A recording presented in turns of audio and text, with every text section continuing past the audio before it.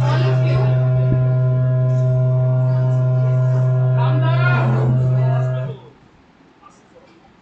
to put your phones on a silent mode. Please check that your phones are in the silent mode.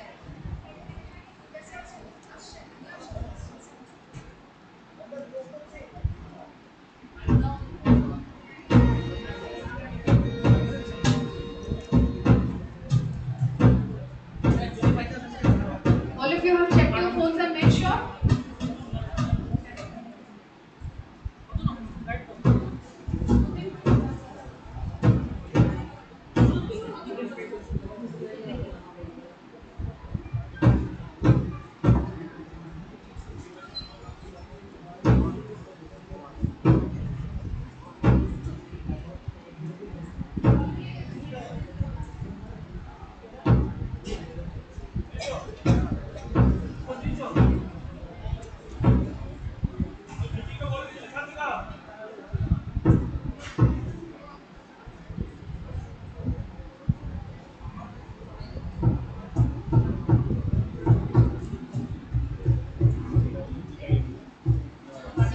Sir,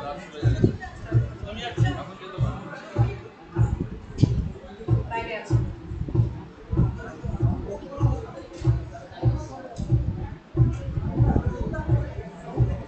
Good morning, everyone. We request all the students here to please sit on your feet.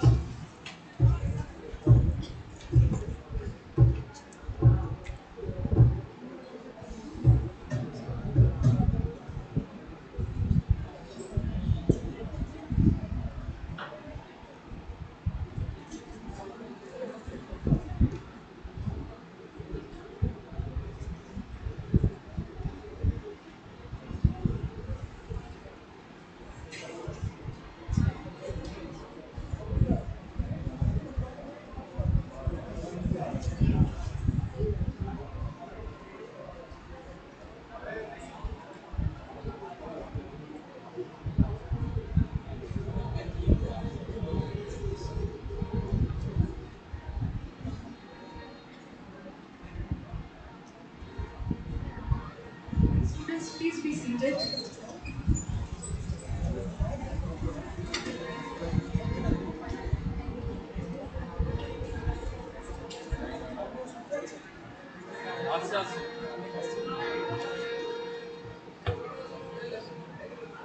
We request all students and faculty members to kindly take their seats among the audience.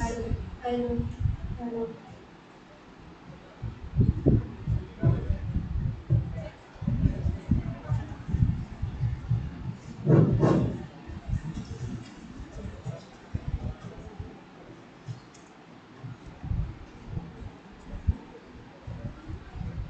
We have the pleasure of welcoming all of you to the two-day national seminar on exploring the impact of mental health in the modern era, a symbiosis of society, science, law, and management. I welcome Professor Dr. Nemalhati Chakraborty, the Honorable Vice Chancellor of NUJS. Sir, welcome. We are very honored to have you, sir. And please give us a few moments, sir, to receive our other guests as well. We are so thankful for your patience. And we also have with us Professor Dr. Prashanta Ghosh from Vishwabharati. Thank you, sir, for being with us. And I'm also honored to mention that a member of the Rahul Foundation family, Dr. Prithvivash Samoi, has also joined us for this event. Thank you, sir, for joining us today and making time for us from your busy schedule. We shall shortly begin, sir. We are only waiting for a few more guests. Thank you, sir.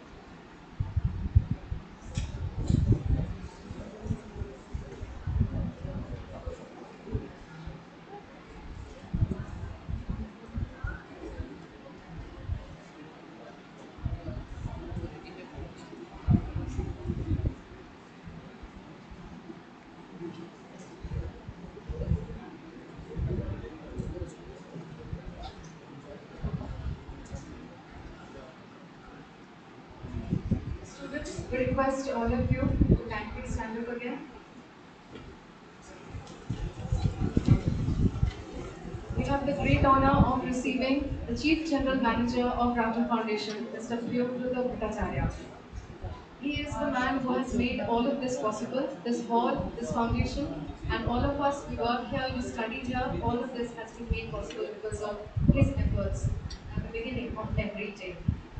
Thank you everyone. Students, please take your seats.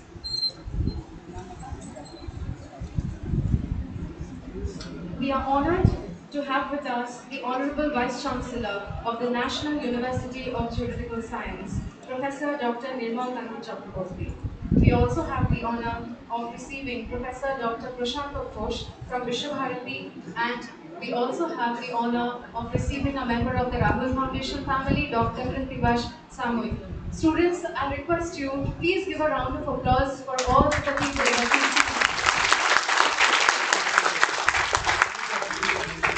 We shall begin the ceremony with a very short lamp lighting ceremony. I request CGM Sir, Principal Ma'am, Principal Sir to please come forward, and I request the Honorable Vice Chancellor of NUJS to come forward. I request Professor Dr. Prashanta Ghosh to come forward, and I also request Dr. Krithiva Shamoy to come forward for the lamp lighting ceremony.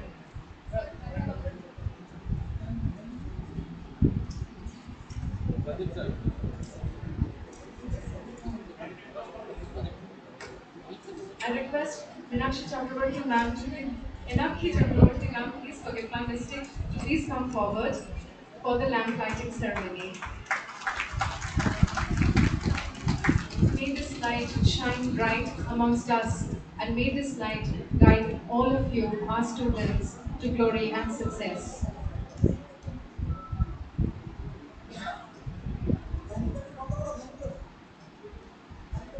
I request the students to please turn off the fans for a while.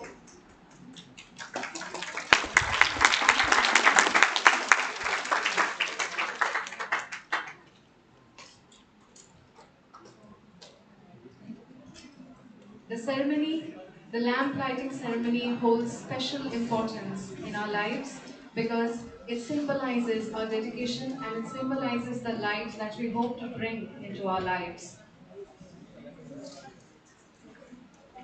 We thank the Honorable Vice Chancellor, Professor Dr. Nirmal Kanti Chakraborty from the National University of Geographical Science for his presence and making time for all of us.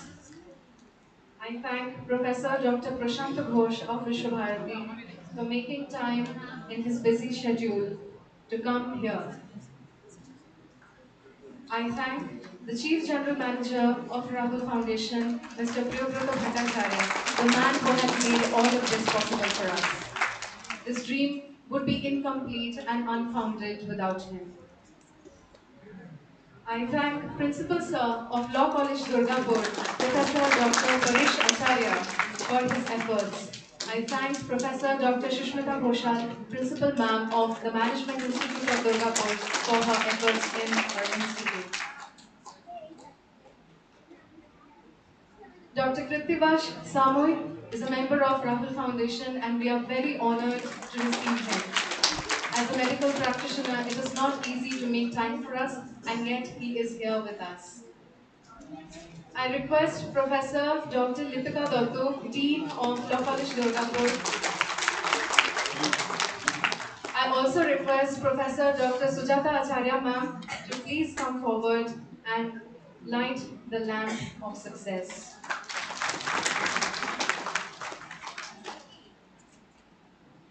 I request Dr. Atibha ma'am, please.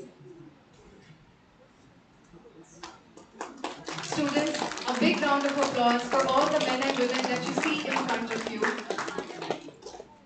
Thank you. We shall move on to the opening song, symbolizing our dedication towards the Institute, towards Rahul Foundation. I request the students and the faculty members to take charge of this event.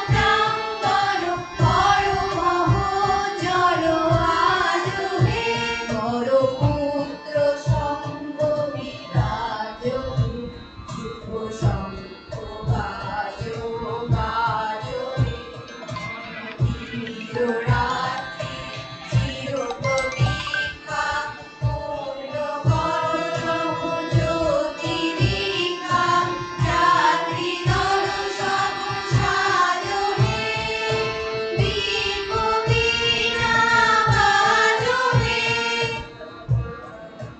উত্তম পুরুষোত্তম জয় তপস্বী রাজবে জয় হে জয় হে জয় হে জয় হে এসো কর্মী এসো জ্ঞানী এসো জনকল্যাণী এসো নীতি শক্তি সম্পদ মুক্তবন্ধ সমাজনে ধীরধর্মে পূর্ণকর্মে বিশ্ব হৃদয়ে রাজবে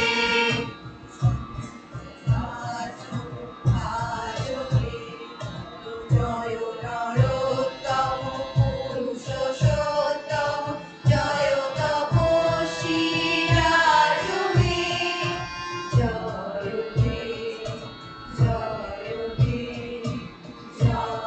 হে জয় হে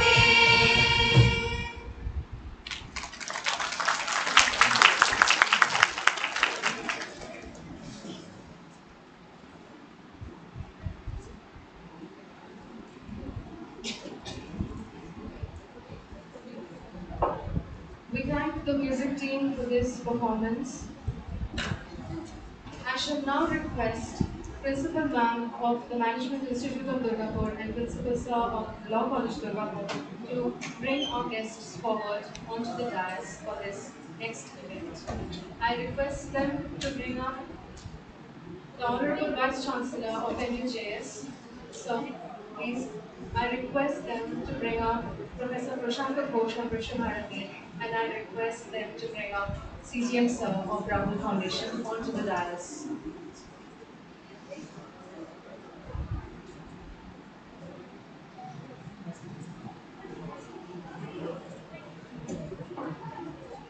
So,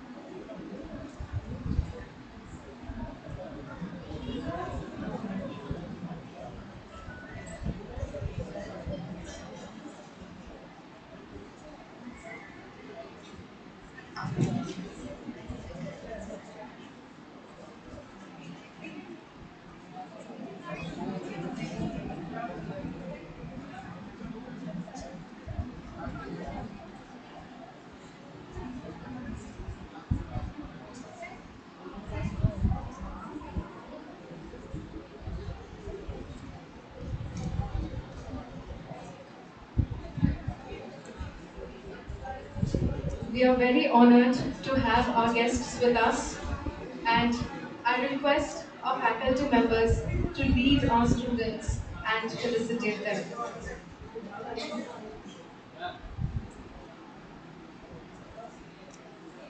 I request the Chief General Manager of Rahul Foundation to felicitate Vice Chancellor Sir of NUJS. Sir, please honor us by receiving our guest. Students, please come forward.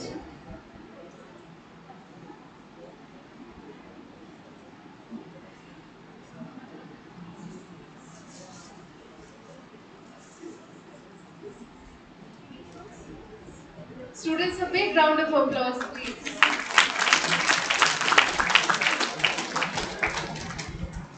We are very honored that Professor Dr. Nepal Kanti Chakraborty has made time for all of us here.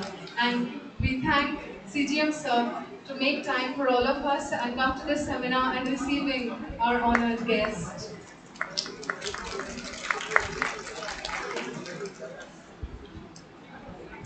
For institutions like us, an event like this means a lot. May this be one of many more such seminars and academic programs that we can arrange for all of you students.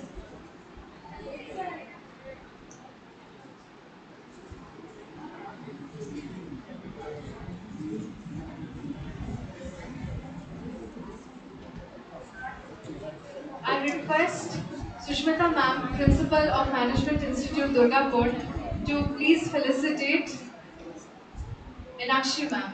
Enakshi ma'am, please, uh, of dais, please accompany her. Students, a big round of applause for Enakshi ma'am.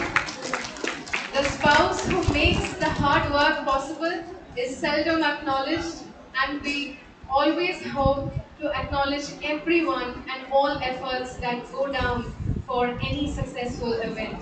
Thank you, ma'am, for being here with us.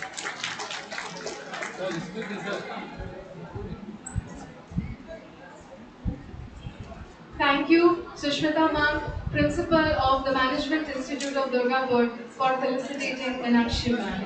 I shall now request Principal ma'am to please felicitate Dr. Professor Prashanta Ghosh of Vishwabharati. Thank you, sir, for being with us and honoring us with your presence. This means a lot. Students, a big round of applause, please.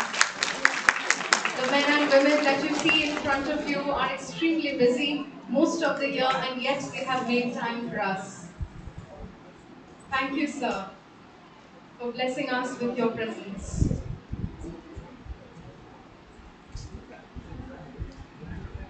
I request Principal Sir of the Law College Durgapur to kindly felicitate the Chief General Manager of Rahul Foundation. Thank you, sir, for making all of this possible. The hall that we are sitting in right now is a result of his efforts and his plans for the institute. We have him to thank for everything that we see around us right now. Thank you, sir. Professor Dr. Parish Acharya, Principal of Law College Durgapur, has felicitated the Chief General Manager. I now request Lipika ma'am, Dr. Lipika Doctor, Dean of the Law College Durgapur, to kindly felicitate Dr. Prithibash Samoy, a member of the Rahul Foundation family. He is a medical practitioner and is a part of the Gauri Devi Medical Research Center. So we thank Dr. Prithibash Samoy for his presence and making time for us. I now request Dr. Adiba ma'am to please come forward. Dr. Adiba Vijay Singh, Associate Professor of the Law College Durgapur, she shall felicitate the Principal of Law College Durgapur, Professor Dr. Parish Acharya. I request Adiba ma'am to receive Principal of Law College Durgapur. Thank you, sir, for your constant effort.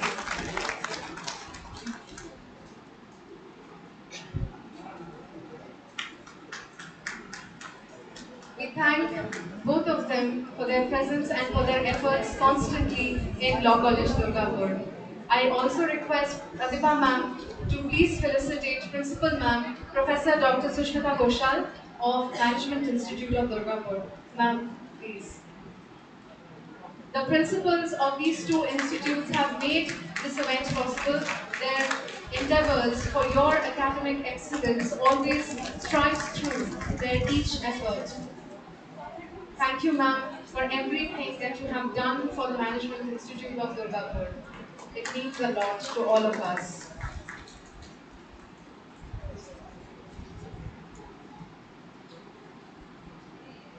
Before we move into the academic sessions and we ask our guests of honor to say something, I would like to request the Chief General Manager, Mr. Priyubrata Bhattacharya, to say some words, the man who has made all of this possible.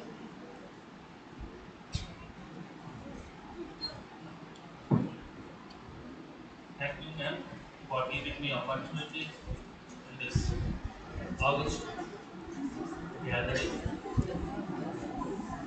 Honorable Vice Chancellor, senior professors of different universities, my dear students, my principals of different institutions. First of all, I would like to thankful to my team members of Law College Durgapur as well as the team members of Management Institute of Durgapur for taking this challenge to organize for organization of such type of a national seminar, and they did so. The teaching and non-teaching staff members, the students, your devotion, dedications, and efficient team working, and the result is today's salute. After COVID arena, organizing such type of seminar is not a easy job, easy task, but your teamwork, your activities materialize such type of action, such type of activity, such type of performance. Now, I would like to say something about my Rahul Foundation. Our Rahul Foundation, a unique umbrella. Under this umbrella, there are so many institutions and organizations are running today efficiently. We are having a medical college where master degree courses are also running today beside MBBS. MS and MD courses are already there. We are having two hospitals. One is having capacity of 900 bed. Another one is having a capacity of 300 bed. We are having law college Durgapur. We are having management institute. We are having engineering college. We are having diploma college. We are having ITI. We are having two nursing colleges, one paramedical, and entire courses, entire colleges, schools. We are having a very good international CBSE board school. The entire thing we are having in this lush green campus, where we are having a capacity of around 10,000 students hostel accommodation. Within this campus, we are having accommodation capacity for students of around 10,000. So this is our campus, this is your campus, and slowly and gradually the campus is growing. As you know, though it is a cycle is based on management and little bit about psychology and medical science. I would like to add one more thing with this, that is the development. One Japanese scientist, behavioral scientist, who initiated Kaizen concept. His name is Masaki Omai. Masaki Omai once time he told that you will never get second chance to create first impression. You will never get second chance to create first impression. My dear students, today you are student, but tomorrow you will be a respectable citizen of our country. The future of the country lies in your hand. So from right today, you try to inculcate such type of things where you will minimize your mistakes. Mistakes doesn't mean you are not doing mistakes. Mistakes means whatever drawbacks, whatever things that you were doing, it should be mistake free. It should be minimization of different unlawful activities. So these type of things that we have to do initially, gradually, slowly, and we have to think for Kaizen concept. Kaizen in your lifestyle. So today's title is based on management, based on law, based on psychology, based on behavioral science, based on social work, based on medical science. So my learned faculty members, team members from both the institutions, they acclimatized all these subjects within one umbrella and constitute a very popular topic. We have already uh, watched that so many there's a paper presentations should be there, paper we have accepted, paper we have already uh, received and paper will be presented in this seminar. Already we are late by 1 hour, I think, and I don't want to waste much more time in this type of uh, discussion or something like, because we are waiting for the main areas, that is the discussion of paper presentations, and our senior faculty members, vice chancellor sir, and senior professor from different universities, central universities, we would like to just listen them also. Thank you. Thanks a lot, and I hope my team will perform much better in future also. Thank you.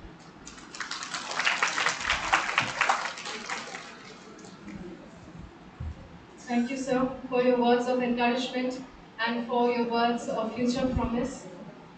I shall now request Professor Dr. Nirmal Kanti Chakraborty, the Honorable Vice Chancellor of NUJS, to please say a few kind words before we move on to the academic session.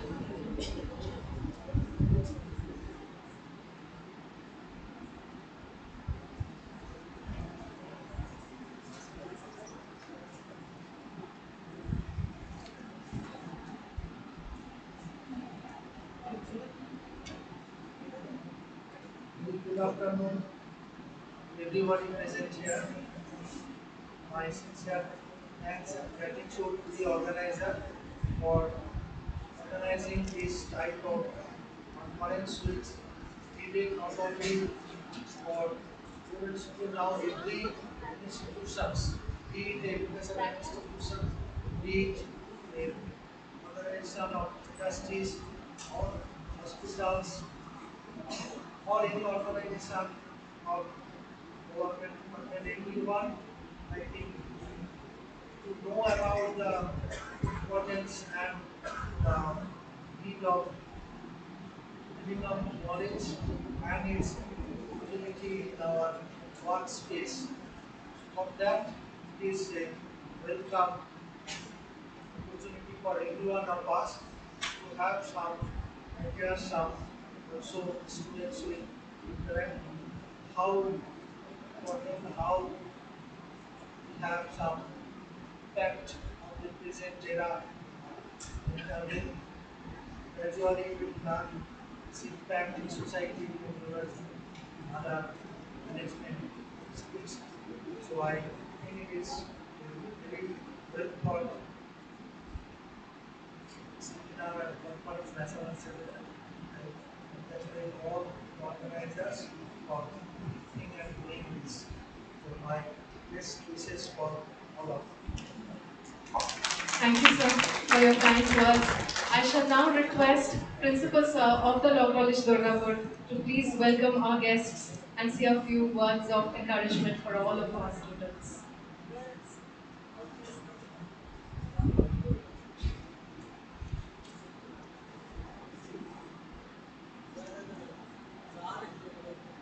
We thank the Chief General Manager of Rahul Foundation for making time from his busy schedule for all of us. Without him, none of this would have been possible. Thank you, sir, for your constant words of an encouragement. Students, please, a big round of applause for the man who has made all of this possible. I shall now request Principal Sir of Law College Durgapur to please say a few words of encouragement. Good afternoon. All my uh, beloved student and respected NKC sir, we popularly call him NKC sir from uh, my student days and guest Prashant Ghosh and other dignitaries on the dais. We feel privileged, highly privileged, proud and fortunate enough. That is, they have responded our invitation for academic discussion of the burning topics that which were already told.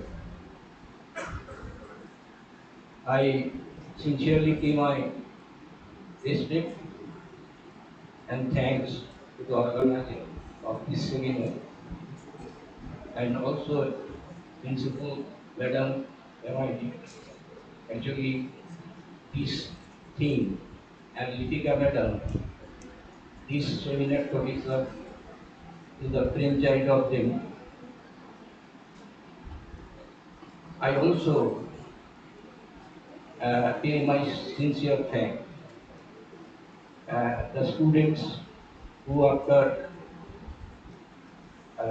their great lesson they have come here and it is our actually the holiday, scheduled holiday. Actually, during that kind of holiday, they have come with a huge number. Actually, with these few words regarding the theme, two or three words I should say that its topic is very much interesting and catchy also. The mental problem actually demands different different things and the present demand is going on. It is a contemporary stage that is cognitive justice. Mental health demands cognitive justice. So what is cognitive justice? That is, it is a linguistic formation. That is, what should I say that we are mentally sound opposite to unsoundness? What is the rationality? What is the counter rationality? It is what is normalization. So going beyond the normalization, I think this discussion will illuminate in different angles. That is how we can at least at least give some sort of justice and we think another we can draw another very interesting phenomenon that is market and mental health. And we have watched that human genome project is going on. We are demanding a machine-like child, predicting that is it will never do anything which is irrational, so-called irrational. So everything is there. It is a symbiotic in nature, and the forum will open us what should be the more uh, actually inventive in nature in our discussion. With few words, I once again thanks to the Professor Dr. N.K. Chakraborty, Vice Chancellor, NUTS. He is my actually teacher come colleague also, and I thank Prashant Roche, sir, he is also said, and also Dr. Zen and Kitiva Shamul, Dr. Kitiva Shamul, and MIT Principal, Madam. Once again, I am giving thanks to you. Thank you. Thank you, sir, for your constant words of encouragement and making us strive towards academic excellence has led us to this endeavor. I shall now request Professor Dr. Sushmita Ghoshal, Principal of the Management Institute of Durgapur, to kindly say a few words of encouragement. Students, a big round of applause.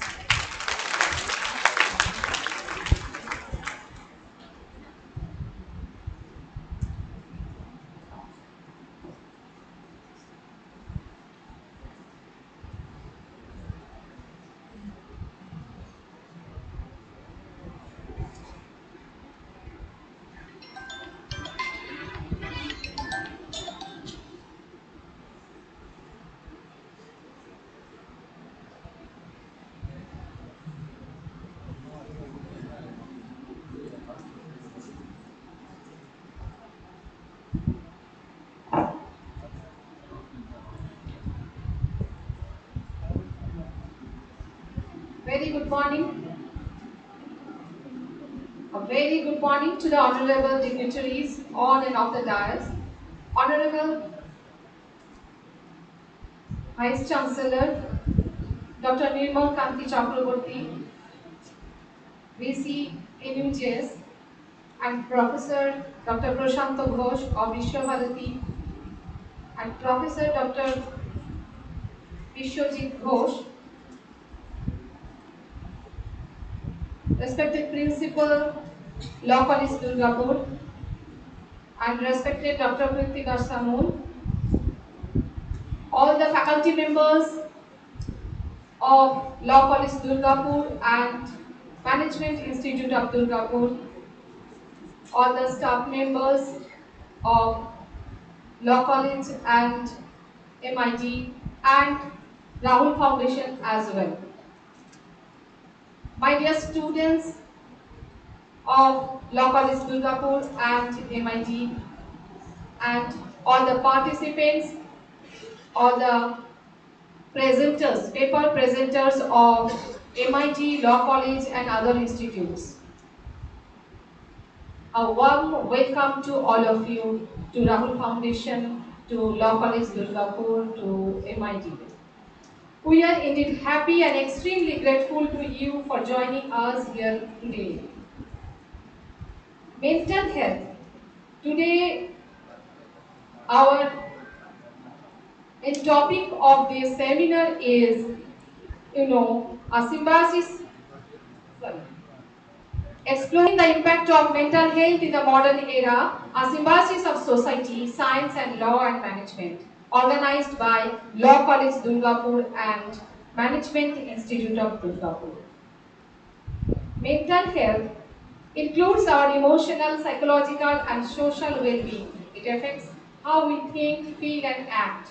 It also helps determine how we handle stress, relate to others and make healthy choices. Mental health is an important at every stage of life from childhood to adolescence through adulthood. Today, this is a very, very wonderful and beautiful day for us that we are grateful that the Vice Chancellor of NUJS is also with us today and we are very much eager to hear from his valuable words and from Professor Prashanta Ghosh from Vishwabharati. Sir, we welcome to all of you and we are very much eager to know some your valuable experiences and very much welcome to Dr. Printiba Samui. We are very much happy to see you all here and this topic is today's seminar is very much relevant to this modern society. I know, and you also know very well. My dear students, the participants, and the paper presenters also ready to share, ready to discuss with this topic, and we are ready for the valuable words from our dignitaries, the speakers. So, I don't want to lengthen my speech we want to start our program, the main program of today's seminar. Best wishes for the successful program ahead. And my dear students, you are requested to uh, be there and listen. Okay. Thank you so much.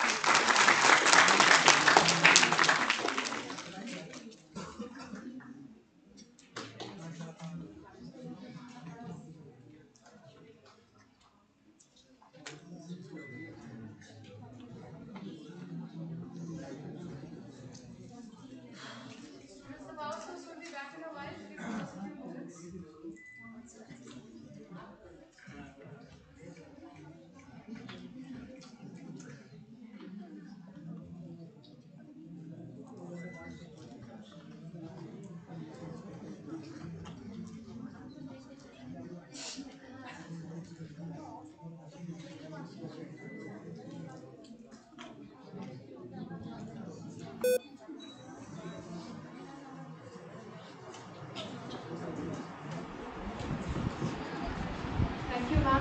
your constant words of encouragement and for your efforts in making this entire endeavor possible. Sushmita ma'am, Professor Dr. Sushmita Ghoshal, Principal of the Management Institute of Durgapur, Principal of the Law College Durgapur, Professor Dr. Paresh Acharya, and the Dean of Law College Durgapur, Professor Dr. Deepika Datto. Three of them have made this entire thing possible with their efforts and their constant academic endeavors. Students, a big round of applause for both Principal Sir and Principal Ma'am and Dean Ma'am. I request Professor Dr. Nirmal Kanti Chakraborty, Honorable Vice Chancellor of the National University of Juridical Science, to now give us some excerpt, to give us some idea of his academic ideas and share with us some ideas. Topic exploring the impact of mental health in the modern era, symbiosis of society, science, law, and management.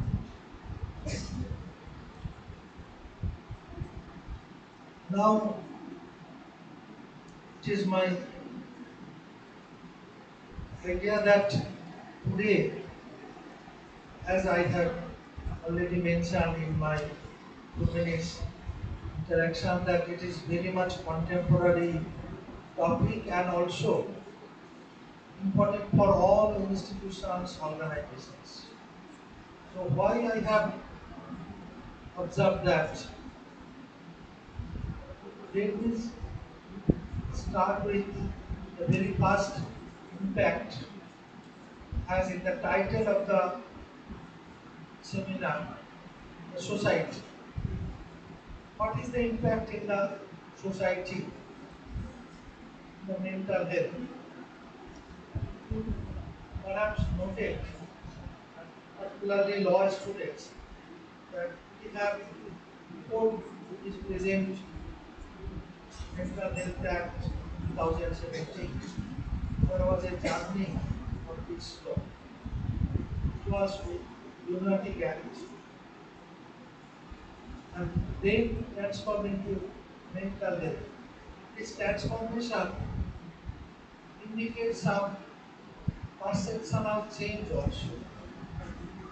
When there was the law on lunatic, that means the exclusive attitude prevailed in our society.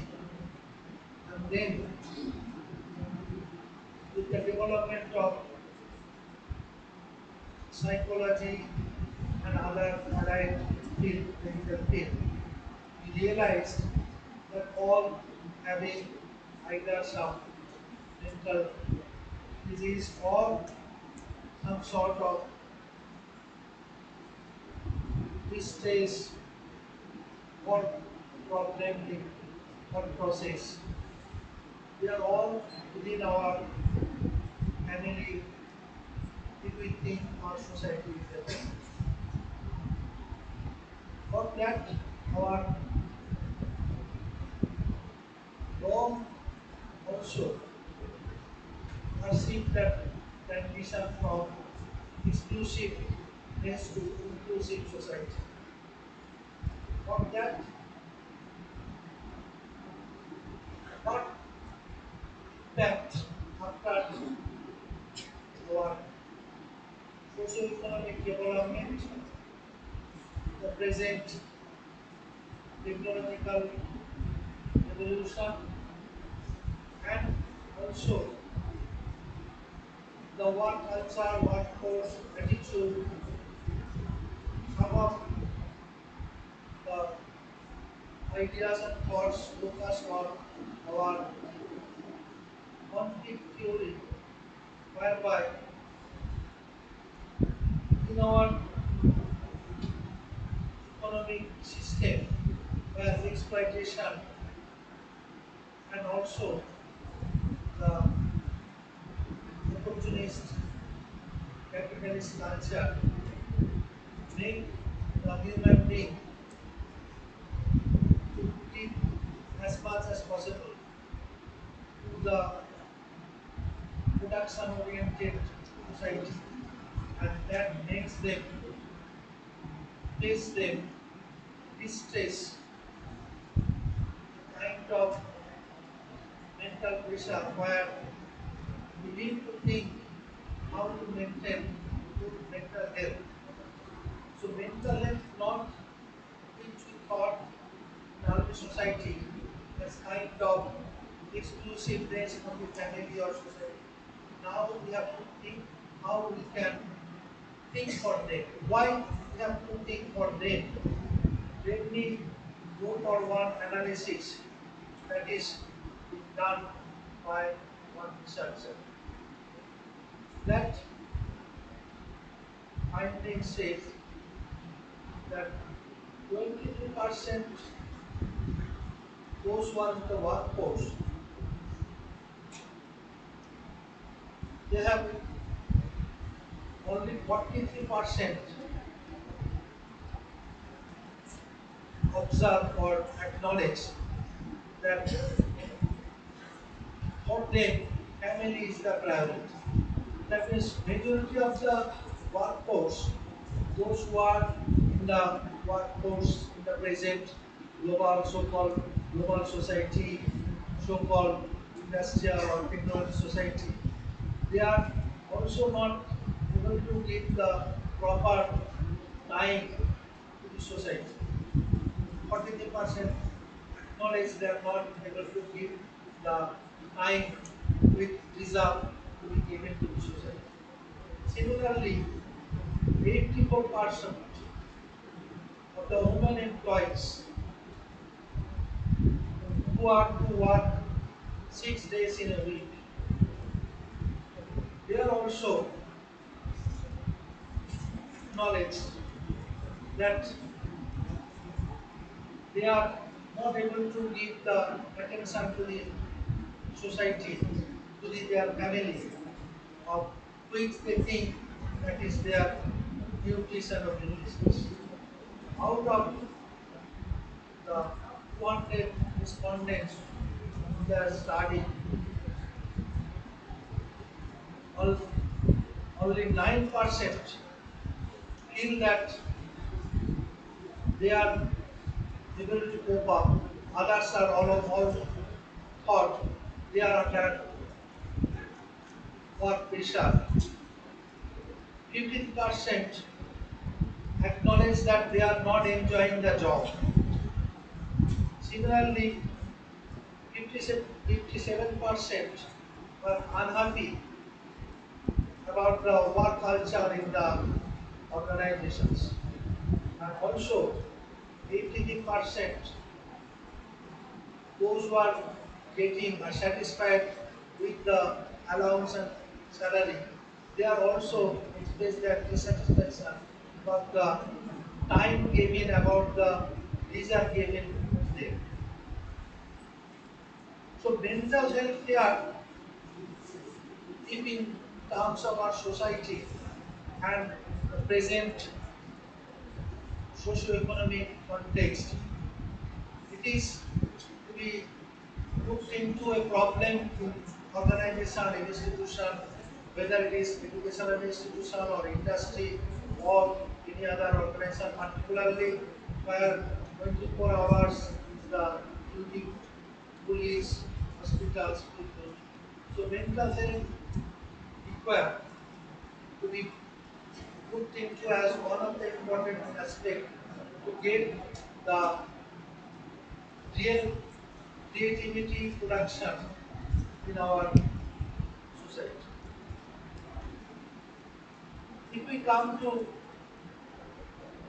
our management also,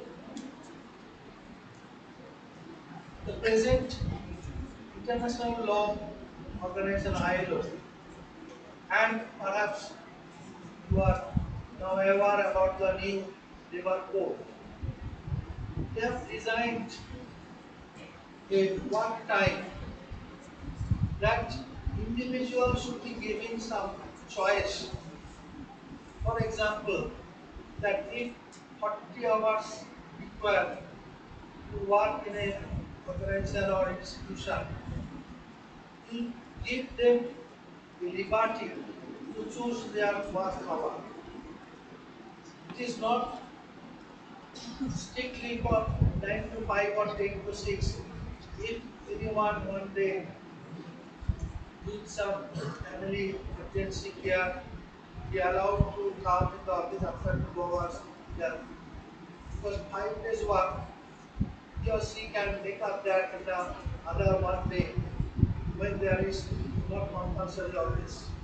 Or you can reduce according to his or her choice from maybe 10 or 11 to 8 also.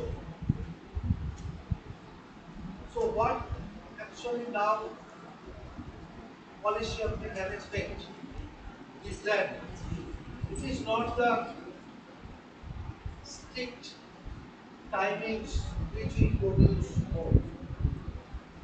I know one multinational company where the employees are given that choice. You work 40 hours, whether you come at 9 or 10 or 11, but you have to work 40 hours within the so that according to his or her comfort, he or she can give more to the company or more to the organization.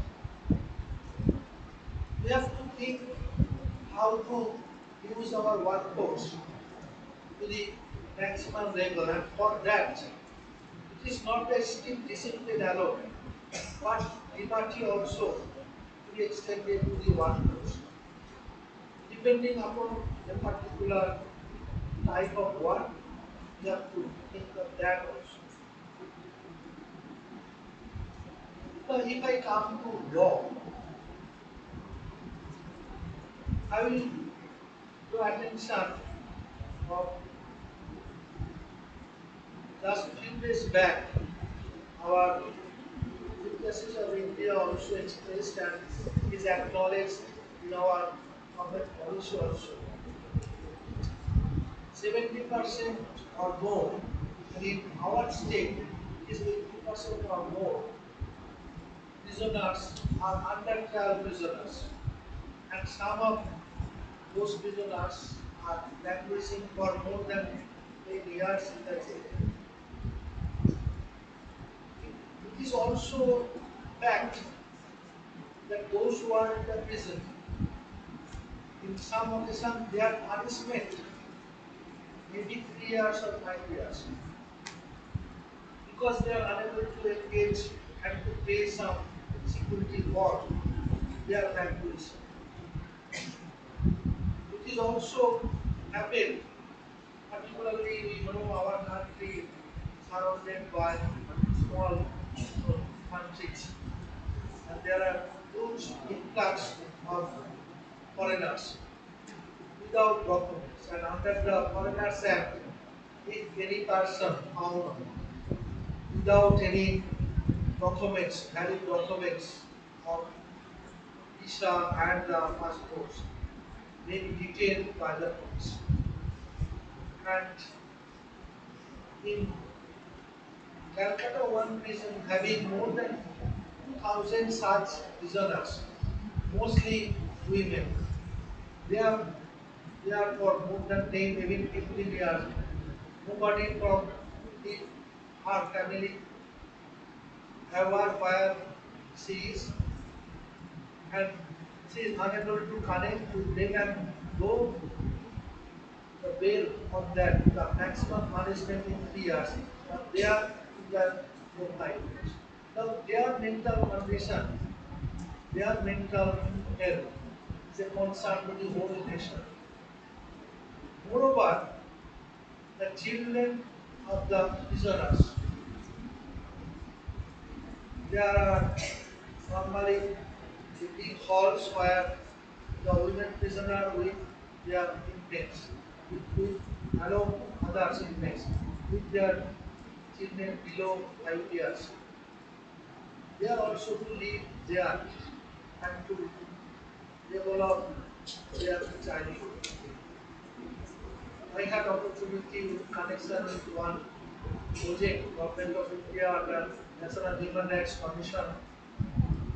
They undertake that project that students from the law schools, universities, colleges, if the prison authority asks for help, to help the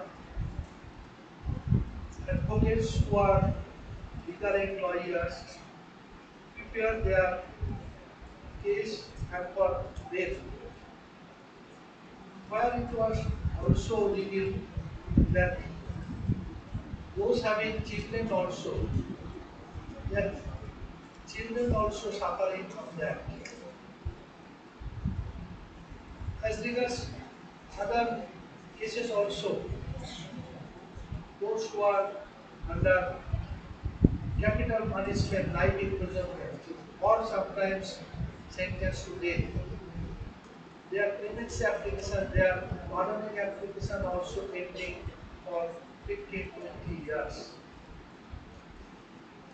So we have to think how we can make the justice speedy, because speedy justice under Article 21 is our fundamental right. For that now it is being thought of how we can use science. For that there is AI mission, artificial intelligence mission, started in Mayas 4, whereby gradually all the cases and its data be shown and collected and be available to all the people, and thereby those who are willing to help those unfortunate poor people that were sitting in jail can be helped to go out and to return to normal life. As law students, you should think how we can also help them, and if you can connect here nearby the jail authority, I think you can refer. I will request my student, Sir Acharya, and also other faculty to connect the India district jail that skilled students of earlier India will be involved, because social intervention or extension service is part of the educational institutional growth. So there is scope, so where it can help them. So mental health, there are some changes, the perception, changes in the legal structure. We have to think of how attitude to persons who are suffering some mental health problem. For example, it should be those who are suffering from that to be treated as a disease like any other disease any human being can be affected. It is not they should be liberated from the family or society. Today we have to have inclusive society. How we can grow with all human beings with our development of society, technology, and other science development. That should be our goal, and I think the one of the recommendation of this particular seminar, which may reach to the policy makers, should be how what way we can improve this mentally health problem people, persons with mental health problem can be included in our social growth and in our ঠিক আছে আপনি ওনাকে বলুন development. একবার join হতে ওই With লিঙ্কটা this, যেটা I পাঠিয়েছিল express এটাকে again my thanks to all of you for giving the opportunity to share my thoughts on this topic. Thank you all.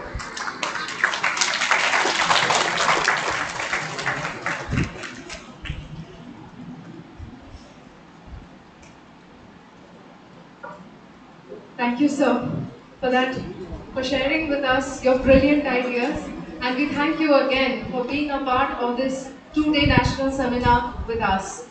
Students, a big round of applause, please, again, for the Honorable Vice Chancellor of NUTS. I shall now request Dr. Krithiba Shamui, a member of the Rahul Foundation family, to kindly take over the microphone and give us a glimpse of his ideas on this topic.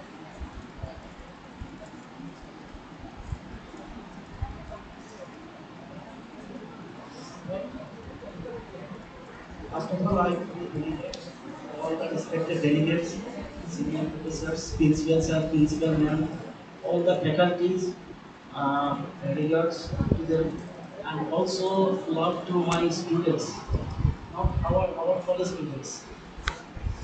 So I will talk about the mental health today. A little bit idea of what is happening in the real life. Before happening in the COVID area and after COVID era, there is was difference in the mental health. Uh, if you heard about the terms, some psychiatric illnesses like depression, post-traumatic stress disorder, schizophrenia, and lots of diseases are there. So these diseases are very common after post-COVID. Before COVID also, the diseases also there. But after COVID, I do not know whether there is any neurological impact of this virus or not. Uh,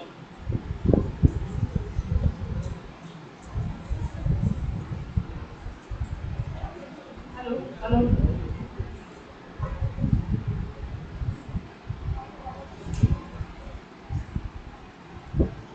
okay. Uh, if we talk, I am talking about the mental health. Most common mental problem in our country is depression.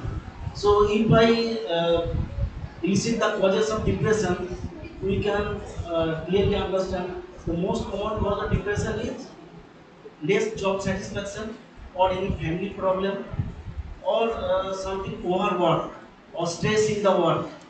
Everything contributes.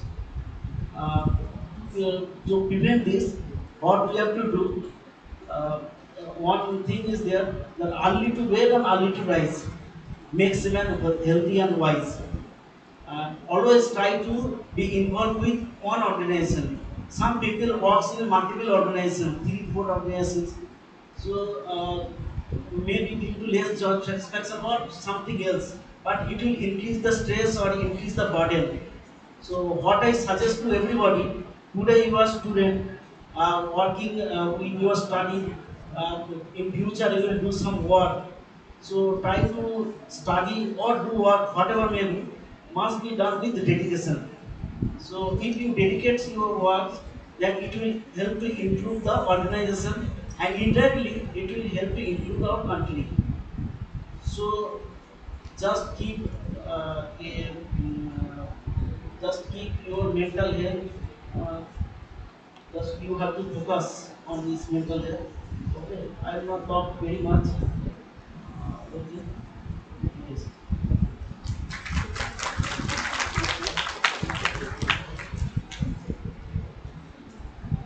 Thank you, Dr. Krithibash, for making the time for all of us here. And we shall move on to our next speaker. I request Professor Dr. Vishwajit Ghosh to give us a glimpse into his ideas on this topic. Sir, please. Sorry. I'm mistaken, sir. Professor Dr. Prashant Ghosh from Vishwabharati. Yes, sir. একটা technical কারণে আমরা আপনাকে আগে শুনবো। I'm myself an alumni of Vishwabharati. I have been and studied in that place for 7.5 years, sir. So a little bit of that excitement has made me make this mistake. Please forgive me, and I request you to take on the microphone.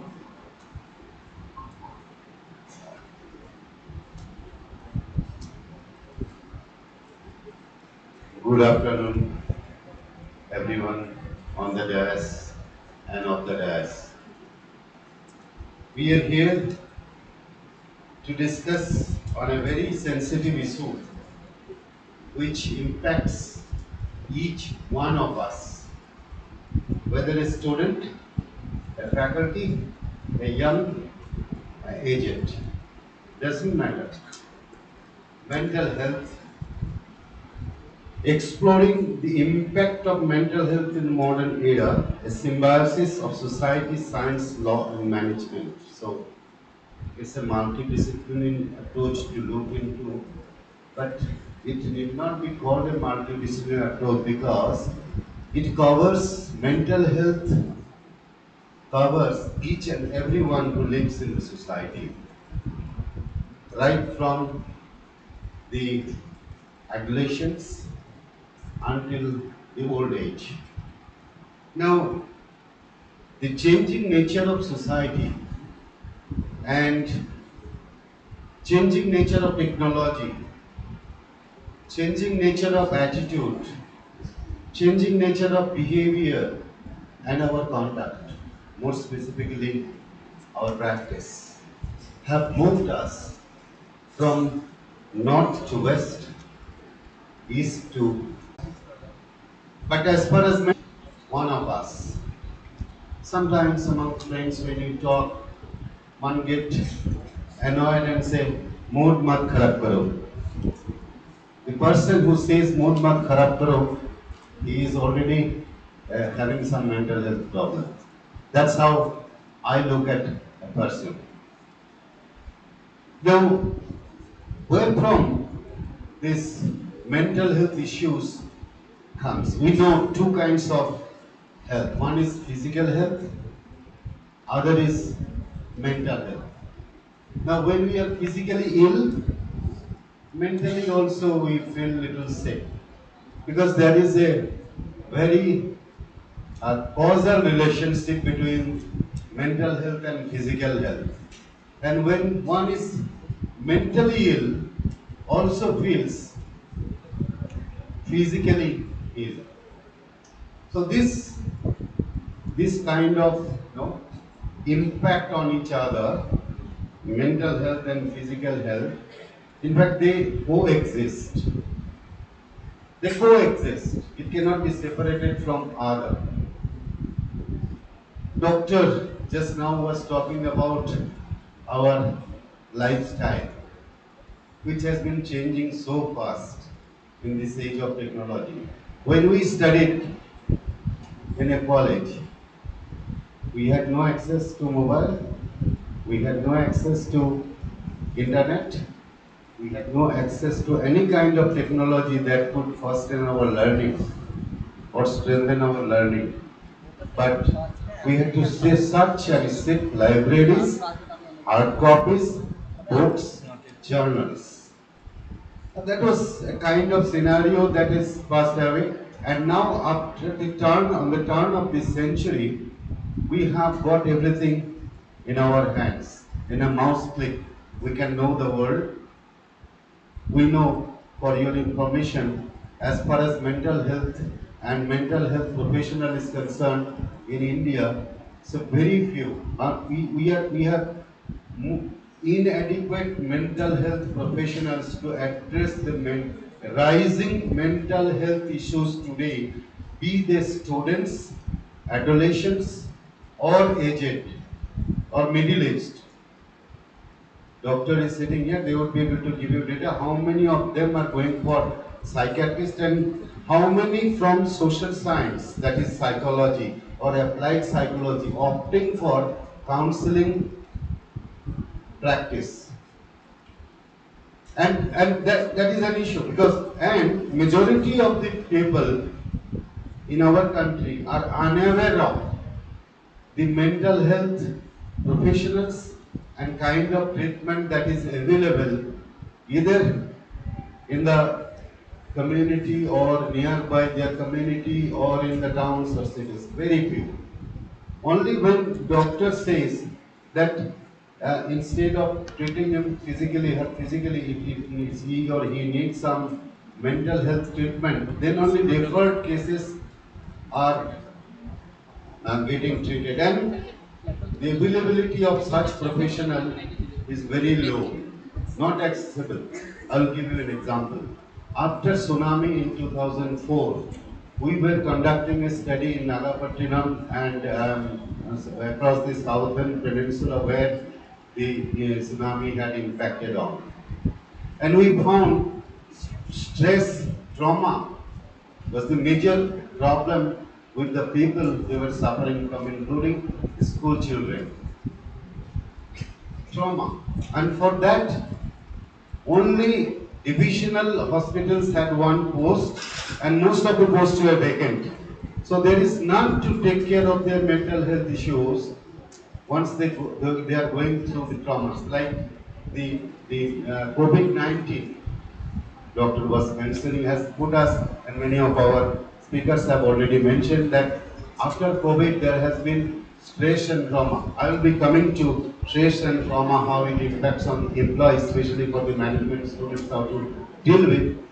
If you are aware of that, and if you are committed or suited to or prepared yourself to be a good counselor, you would be a good manager. But for that you have to manage your own life, your own lifestyle. Today, major issues of health problems is a wrong lifestyle.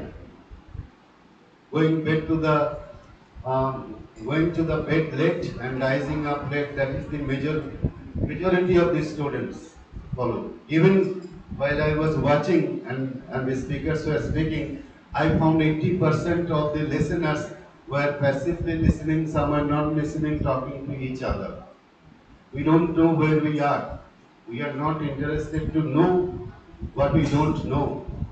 See, when the questions are asked, we are appointed for different kind of tests and examinations where hard and difficult questions are asked. I always differ with my colleagues and the panel members, and I say, let us know, let us not ask what they don't know. It's a negative approach. Let us ask what they know, what they are supposed to know. So you have to be little inquisitive and asking questions to yourself, if not, then to a person who probably knows, or even you have the technology in your hand, find the right answer and learn it. Once you learn it, you imbibe it, it becomes your property. You carry it forward all along your life.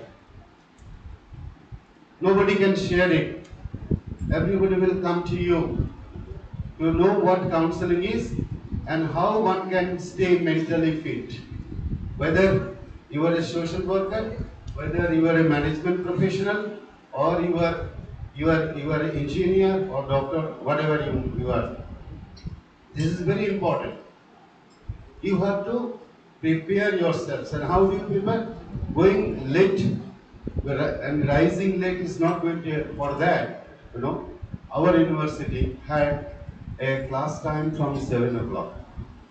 7 o'clock, no way to go to bed late and get up late. Because early morning, the minds and attentions are better than it is late in the day or in the evening or afternoon. That's what we have found. The students who have gone through this stage of early morning classes, afternoon practice and fieldwork, other lessons, extracurricular activities, physical games and sports are now holding the position of top executives. And those who were passing out after 2010, last 10 years, finding it difficult to get a job because they are not prepared to. They are not prepared to take our, many of the organizations who come for campus to our university and department, they say, you have been preparing them and training them for 2 years, and then we will train them again, put them on probation for 6 months and 1 year, invest on them, and they will quit to get a 5,000 more in some other organization. Why should we invest? So they blame on the institution for not training the professional with the right kind of attitude, behavior and practice, which gives a return on the investment of the organization. You are also investing, your parents are investing, expecting that they will get a return one day, you will get a return, and that return will ultimately come to the family. One of my gurus, my mentor, used to say, when you are born, this is relating to lifestyle. Many people love to eat as many as one can. And when you used to see that people are eating more and more, so say, when you are born, your quota is fixed. More you eat, your quota is over, you have to go. You are dead. If you eat less, you live long. And after British, most dangerous enemy with us is 1.5 inch tongue. We want to test. We live in the world of consumers. It's a consumerist world, naturally consuming not only food and lifestyle, but also other kind of consumable items, including things like today's gadgets and things. Today I have a mobile, I want to change, I want 5th generation, I want 11th generation computer, 12th generation, kind of thing. This is the consumerist world. And that's where our psychological or mental health needs to make a control between our wishes and wants or demands to our capability or our ability to sustain it. Looking at the scenario or the family and this. So who makes our mental health all right? Earlier it was the family. Family is the first, the parents from whom we learn. Then we go to primary schools. There we learn our lifestyles, and then go to high schools where we learn about discipline, how to things, do's and do nots, and also acquire knowledge that are required to do. One of my scholars recently submitted a thesis on life skills and academic motivations among the students in higher secondary schools. Now, those found finding is that those who have better life skills you understand, and have a higher academic motivation than those who have lower life skills have lower academic motivation. And the study was conducted in government schools, not in private schools where there is a very strenuous lessons, as um, discipline imposed, retention done, kind of things. It's not government school where everybody is promoted to the next class without examination up to class 8, and after class 8 and 9, when this examination starts, most of them fail. And now, when you come to your college and university, you are mature. You have crossed your 18. So any kind of emotions or any kind of immaturity is looked down upon and taken as a crime, as a wrongdoing, and punished. Punishments are inflicted on individual depending on the nature of or kind of misconduct inside the university or why it is done. Most of the institutes will ignore it. Some of the institutes will take it very seriously and set an example so that other students and others do not break the discipline, which should be treated. Management students know. It's like a hot stove rule they apply. Hot stove rule. If you touch the hot stove, burn is immediate, burn is consistent, and you will get the result of it. Result is also inconsistent. Whosoever touches it. So discipline is something like that which is taught. Now, in hostels there is some other discipline which is taught, which is not, some are positive, some are negative. Now, it is you who have to decide which is positive and which is negative.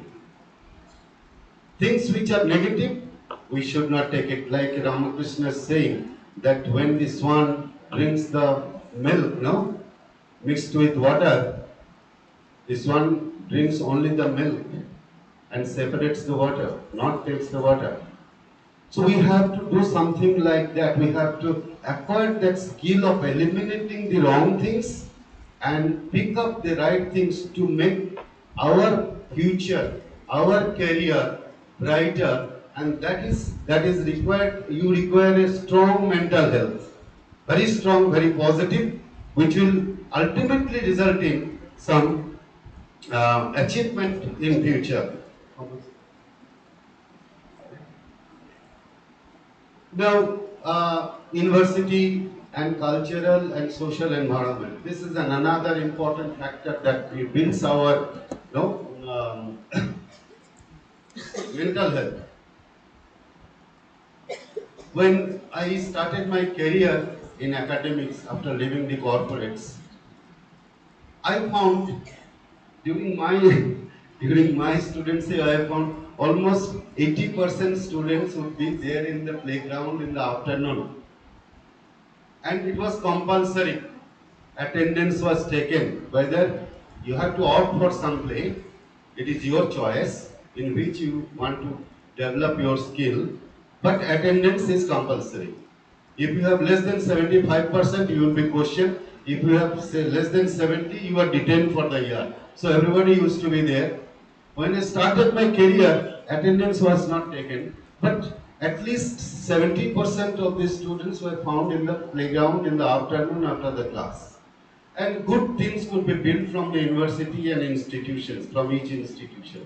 Today, to find 11 players among 10,000 students very difficult because nobody is in the playground. Everybody is either doing Facebook or WhatsApp or doing something or going to the restaurant, having fun with friends. So the cultural and social environment has impacted on our own skills and life, on physical health, which is also impacting negatively on the mental health. That is what is very important to be understood. Because initially I said both are interrelated to each other, closely related to each other. Now, if we look at the policy of the youth development of the government, central, state, we have youth welfare policies, we have youth development centers, we have universities and colleges belonging to the Ministry of Education, where we are laying down now under new education policy, we are focusing more on life skills, skill labs, skill-based education, more practice-based education rather than theory. We learn theory to some extent, but why? Because most of the students, after graduating, whether BA, BSc, general stream of education I am talking about, is looking for a job. What is the job? Clerical. Now, clerks are not required because officers will have to type their own letters, will have to correspond through email. No dispatch, no clerks are required anymore. While founding this Vishwabharati and Shantaniketan, Tagore said once that we are not, this university or this educational institute is not meant to produce clerks. It's not to produce an employee who is an unproductive, who does the unproductive job. But we would be making a complete man, complete human by nature, by work, and by their uh, assignments, so that they become self-sufficient and self-reliant. They will not seek job; they will give job to the others, being an entrepreneur. So that policy again is coming back. But whether the academic institutions, whether belonging to the state or private sectors, will take it up in the right spirit? That is also a big question. And those who will take it in the right spirit, I think, will get the best benefit. Now, if we want to teach uh, the life skills and mental health, we need to take counseling. It's most important. Most of the students who are sitting here, most of my students whom I have taught during the last 32 years, what I have seen, they have mental agonies, concern about examinations, concern about studies, about things which they don't understand. And since they suffer from this kind of stress and strain, they are not able to grasp the actual contents and learnings that is supposed to be uh, learned by the students. Now they need little mentoring, counseling, hand holding, and once they do it, once they start doing it, once you do also, you will be doing it without any help, without any assistance in your future. That is what has been my personal observation, at least in the last 32 years. Now, I will be talking about the kind of stress and strain that the employees suffer from in an industrial organization. Earlier, overtime was very much a welcome phenomenon. Today, overtime is closed. You cannot do overtime. You have to do your work within the given time. If you are taking your work home, then the management will say most inefficient person who cannot complete the task within the given period of time but takes it home to complete it is insufficient, and in competency mapping your rank will come lower, your promotion will be delayed. There could be many other things also, and that is what happens with most employees. And good industrial organizations, they are now engaging and employing counselors, employee counseling cell. They are creating employee counseling cell for counseling and retaining the good employees who suffer from mental health, with either from which due to their family conflict, due to their children, due to some other work or stress related. No? Everybody has this stress. Everybody goes through stress, but how I can absorb the stress, and like uh, if you are forgetful, if you forget your lessons, if you forget your subject, that's a dangerous thing, not the right thing. But if you forget the conflict you had with your friends today, forget it in the night, you could sleep better, you would be a good human being tomorrow. So we have to forget, unlearn something. Learn your things, what you are supposed to know, and unlearn and forget what you are not supposed to carry over to keep your mental health okay. Keep your mental health strong.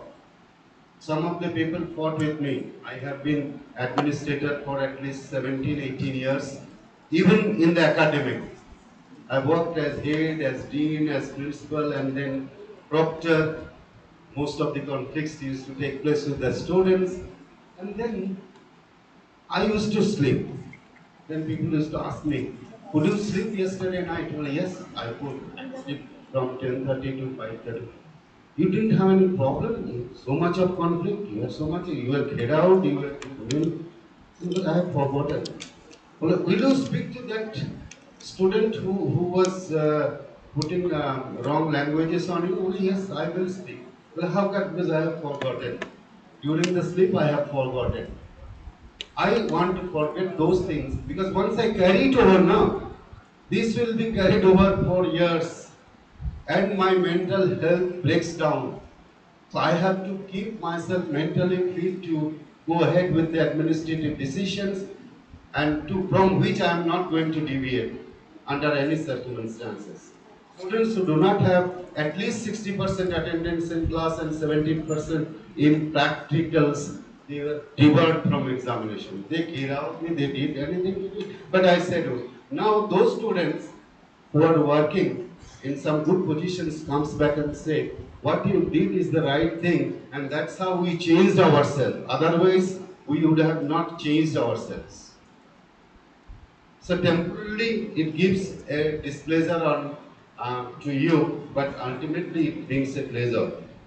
So, with this kind of experiences, I was prepared with a formal presentation, but I thought not to go for again a formal presentation, but let me speak informally based on my experiences on mental health and some tips for the young men and women sitting here in front of me so that they can carry some messages from my talk, and hope this will help you to go ahead. Prepare yourself, be strong mentally and physically, and how to do it. You are aged enough to understand, and to know, find it out, and follow it up. This will pay you back in the long run. All the best, and thank you. Thanks to the Institute, Durgapur Rahul Foundation, Management Institute of Durgapur, Law College of Durgapur, and the students for giving me and inviting me the opportunity to speak to you this afternoon. Thank you very much once again. Thank you.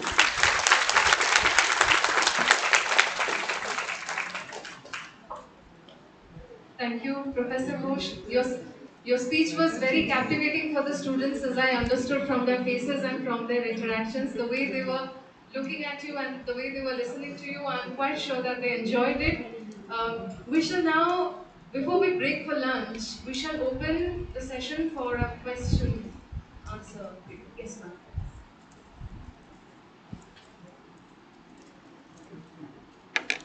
I request student volunteers to please come forward and to help us take the microphone to students and faculty members who want to ask questions. Vasan, please help. Give the microphone to Dekjani ma'am.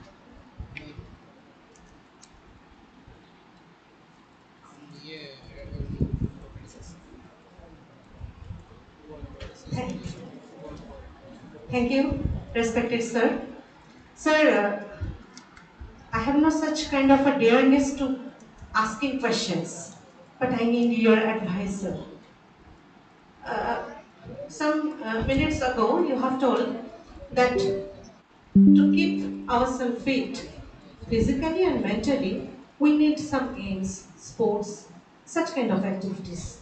But I need your advice whenever you see, and we used to see, the pressures of syllabus, the burdens of syllabus, schools, colleges, universities, ICSE board, West Bengal board, CBSE board, all have told there will have a unique syllabus for one and all.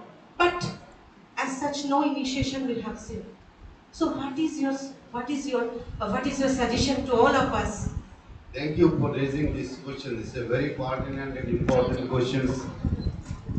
This was the trend. What you have raised was the trend that huge syllabus, long hours of classes, and then the students feel stressed, fatigued. Teachers also do not have the time to. But when you look at the new education, especially CBCS, no, CBCS, while choice-based credits, where the syllabus has been reduced to a very sizable extent, and in honors courses earlier there were some 8 papers on honors and then general papers. Now we have almost same, but in our case what we have seen is that the syllabus that we were teaching last 30 years in the new education policy, and giving you a choice of different subjects, multidisciplinary and things like that. Your layout or layover of extent or a period of time is lesser than the earlier. It is supposed to be. Or the schools will have to make some space for games, sports, and other activities, extracurricular activities. Because when you look at a complete development, the development of personality, we need to have that. We need to, and it is there. I think CBCS or ICS curriculum, they have some space for the children. Now, what we are doing as a bad parenting nowadays, I should say, we give tuitions for each subject. And that's how we are engaging more on literature learning than that of other kind of learning. So that is what is skill. So this is bad parenting. I blame myself being a parent.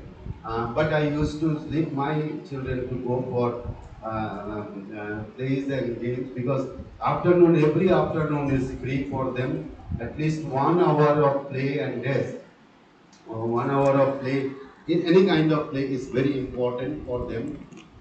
Today, I was just sharing with you, we don't find players in the ground because this is This is not required, but new education policy is putting some restriction on it that you have to have this kind of games and sports as one of the compulsory subject, at least in schools.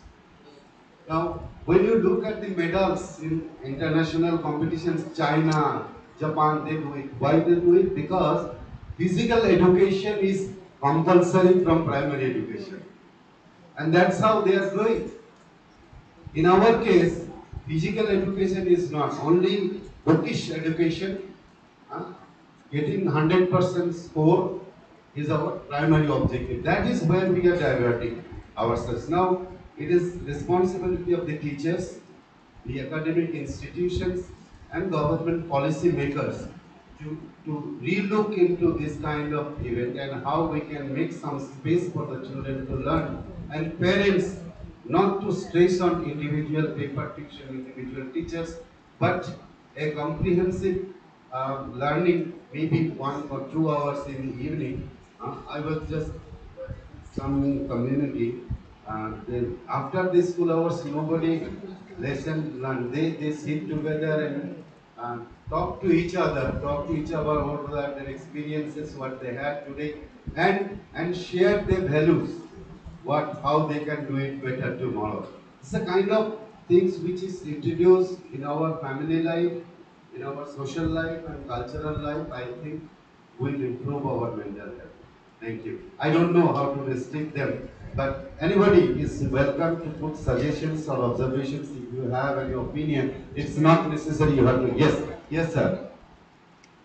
What Professor was told of everything, I think is required to introduce in your practice. What you have to add as administrator or teachers, what I have the experience in two institutions I was in administration. That we have introduced uh, at least 15, 16 student societies, which involve some in the debates, some in the cultural program, sports. We have also, because it is law, book code. We have now introduced also the three journals. All are edited, corrected, published. We are just paying the money to the publishers. The journals are running by the students. And one of the journal also referred to Supreme Court of India. The care and the style, the quality they maintain. That is there. And also, we have in our university here, and when I was in private institution in Durgapur, there also that there is one thing that uh, student teacher program. Some students which develop, particularly senior students, attached to each one of the students, teacher will select. They will be taught as teacher. Some classes they will also accompany at least 40%, and they will also deliver lecture, and they will also the peer learning system also we have introduced. The students be the teachers also to their own classmates. So that is also very much helpful working. This peer learning will that they will be comfortable to learn from the friends also. So more opportunities to outside the class program. That I think that is also not only the quizzes and outside the class. How we can learn? We are learning not only in the class with the interaction with teachers, with other activities, disciplines, and other how to mix, how to accommodate other people. These are also to learn to self confidence to be developed. That also. Thank you, sir, for your valuable suggestion. So I need one more issue, that whatever your opinion about the semester system, where this have a great mental impact over us, where no scope of teaching and learning. What I told you, my opinion that it is not that everything in the syllabus normally a broad topics being given. If it unitary, you have the problem that your assessment will be by question paper outside the university will come. Uh, in our unitary system, our teachers they will assess, they will set the questions. So in that case, what in practice in our institute that it is not that 8 modules all to be completed, but whatever you teach at least 6 modules to complete and that to be taught properly. It is not to every word to be taught and explained in the class. You choose the foundation of the subject, foundation knowledge which are very much essential, and it is not that everything to be taught in the class, but let the students know where is the materials, how that will be collected and learned. It is not what knowledge we can give, knowledge is not in the hands. We have to do the how and what they will learn. That's it. I will also add that when the semester system was introduced, I personally objected to it. I said this is not. Then over a period of time, we are going through semesters from 2012-11. In fact, before that, while I was teaching in Tata Institute, 1999, they had the semester system. What I found is that it is a time bound. Now, everything is time bound today. So you have to complete the task within the given time. So that is what is one major plus point in learning, that you have to manage your time. You cannot live a leisure like go on अच्छा ठीक है चलो আছে তো এক বছর ধীরে ধীরে করছি এই করব ছুটির পর করব no this is the second thing in higher education the classes are held, it is an exemplary. It's not an exhaustive one. It is illustrative, not exhaustive. Everything, that is what I have also found in other academic institutions, including India and abroad, where I have visited as a visiting professor, that students learn more, read more than the teachers, and they bring the question to the class. Study one topic, the preliminary discussion is done, and the reference is given. The students reads, self-study is more focused, and that's why their placement, their placement is better than our university. That's what also I found between Mumbai and West Bengal. That they because this self-study, they know how to prepare. They don't depend on the teacher. If teacher will come and teach in the class, then if some questions were asked, there were some agitations that this was not taught in the class. Everything cannot be taught in the class. Everything is not taught in the class. Especially after schools, when they come. But during the school time, we make them so dependent that they cannot be independent when they come to higher education. So that is one of the how we strategically eliminate that dependency from school to being independent at colleges and universities. We have to see that, and we have to prepare our students accordingly so that they can study themselves and ready for the answer. Give 100 questions, let them answer, let them read, and I think they will come out as a better professional than what they are today. Thank you.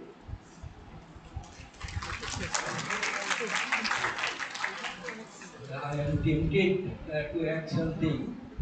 That is, whenever we are discussing the issue of mental health, actually the paper so far given today, thematic paper is very scant in nature. There is no thematic paper, but subject matter is thematic. Thematic in the sense that the issue of mental health. Who are calling the issue of mental health? Are they mentally sound? This is the first question. Who are telling mental health issue? Are they mentally rational, mentally sound? This is the question raised by Foucault, great philosopher, madness and civilization. So what market is guiding us? Is it madness? Civilization. Fukuyama, we have said, he has written the end of history and the last man. Market is trying to destroy and declare the end of history and the last man. So there is no question of mental health. I have told you that is Dr. Here human genome project. What is the purpose? They are involved in a key research that is future child will never be irrational, defective, and there will be a worry. That is, you are going to give birth a ill child. So we need a machine boy. This is actually a blink I am trying to give you. The market is all through. Other day in a Google, I actually got a paper, very interesting paper. That is mental health and Karl.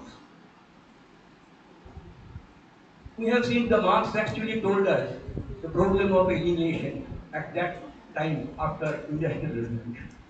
The same problem we are getting, the same actually ghost is haunting us. If it is being haunted by the Marx actually in his manifesto, a ghost is haunting all over the Europe. That is the ghost of communism. Without any discourse, deep discourse, all these issues in a symbiotic form, we cannot get things. Even there is a contribution of the paper, disabled person in India. I have told you, that is where cognitive justice is there. Can you call at this moment of time disabled person in India? It is the cognitive justice. The language actually kills us. When you see the mentally in Middle Ages, in the Greek period, actually madman was praised because only madman actually speaks the truth. You have committed two words. Amartya Sen once told the irrationality of the rationality. You have committed two words for capture of market. Are you rational? So what we are claiming that is we are rational being. Are we true? We are not at all rational. So we are in the disciplinary society. Discipline. Who started? Bentham, panopticon. We have heard that there in my Jail is a organization, educational institution and organization that is telling discipline, art discipline is the organization, asylum is the organization. We have to actually carry on our order to run the big nation of capitalism. We have no problem. We do the work, we perform for it. This is the thing. Thank you all.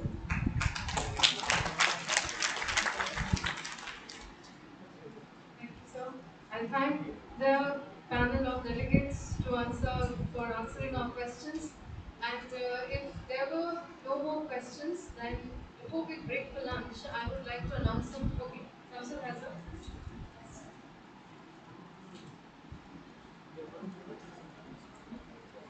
Council, please state if you want it to be answered by anyone in particular. Greetings to the delegates and on the dais and of the dais and my dear friends. So my question to VC sir, my question is in current era after privatization, private institutions, and including NLUs also demanding huge fees that is affecting the mental health of students, and how to come forward from it, and what are the regulations which should be given, or what are the regulations which can regulate this huge amount of fees. Thank you, sir, in anticipation. Let me tell you about the NLUs. For NUJs, we have 5% students fees waiver among the total students in the university. The total tuition fee is free. 5% of the students who qualified in the national CLAT examination. Moreover, 50 lakhs rupees given by the university for merit cum means having less than 8 lakhs rupees income in the family. Moreover, all the SC/ST candidates getting the central government scholarship, full payment of the salary. And there are also students paying double the general students, about 20 students all over India, because we are not taking any money from the state or central government for running our university. Our university is run by the fees collected from the students, but we are getting the top 300 students in the country. So it is not always the money. And there is no one student qualified. And just few days back, I am telling you, one of the LLM students, girl student, with her mother came to us, meet me, that she is even unable to pay the hostel fee also. Hostel fee is not free under the tuition fee categories. But we have that also fund. We are paying the hostel fee. Those income is less than 2 lakh rupees in a. So if you are meritorious, if you can prove yourself, you have the merit, money is not an issue. And as regards other private institutions, I was also in it, where it is private institution. There very few scholarships are there, not like our NLUs. That there is a choice. You have throughout the country, government institutions also still now 125 rupees to 150 rupees per month. That is there. Seats may be limited. You have to be competent enough to get that. Any government, any country can say that all institutions are equal. We have our teachers strength is 50 teachers, which is not normally in college with that particular number of students. So my observation is that if you can compete in the All India examination, and you can do, there is scope that you can get the opportunity for getting the money to go. Money, to my mind and my experience, is not the cost which affecting the growth of, but opportunities you have to see where. And I will conclude by quoting Sami, remember that you are the best teacher yourself. Every man is best teacher. You have the goal set, you dream it, you think it, you will reach to that. Money is only not the questions. That is my belief.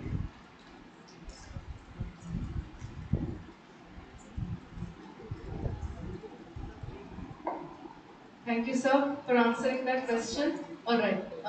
Wasim, please hand over the microphone to. Sir, a very good morning for respected dignitaries on stage and everyone present today.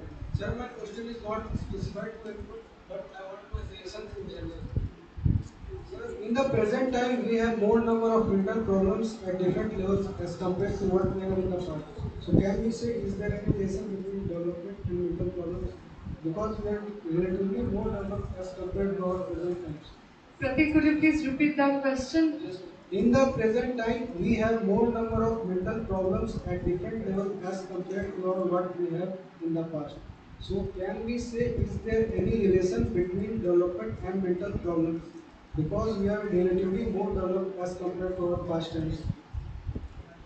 I think the title of the seminar itself indicating that there is definitely change of society, science, technology, and knowledge also, which trying to address the mental health problem. As Professor Bose also indicated, the mental health problem of today's if we go to the students' life in the institutions, they are spending more time on mobile, which is not giving them any shape of mind, any particular perceptions. It is just time passing. Focusing is a problem. What you wish to learn only from the book or mobile or on the laptop. This how you try to develop your learning process. It is a process, learning process. It is not everything in the class. It is not that everything outside the class, everything in the Google. Google can develop a person. You have to learn what is good, what is bad, what is just, what is unjust, what is right, what is wrong. It is your own self. Every human being having sense that you have to inculcate. And then I think you can develop yourself. In addition to that, I should say, you said that you have more problems today than the past. It is increasing. Now, if you list out the mental problems that you have today on the left hand, and on the right hand, you yourself think what is the best way to solve it calmly and quietly. Then you won't be able to make it out, definitely. So you will seek the help and assistance of teacher, mentor, friends, parents, freely and frankly. I think many of these circles, like your from friends to your parents to teacher to any other person where you are going for for professional training, you would be able to sort it out. But you have to list out the issues and problems and try to understand where from it's from, how it came, where from it originated. Like I give you an example.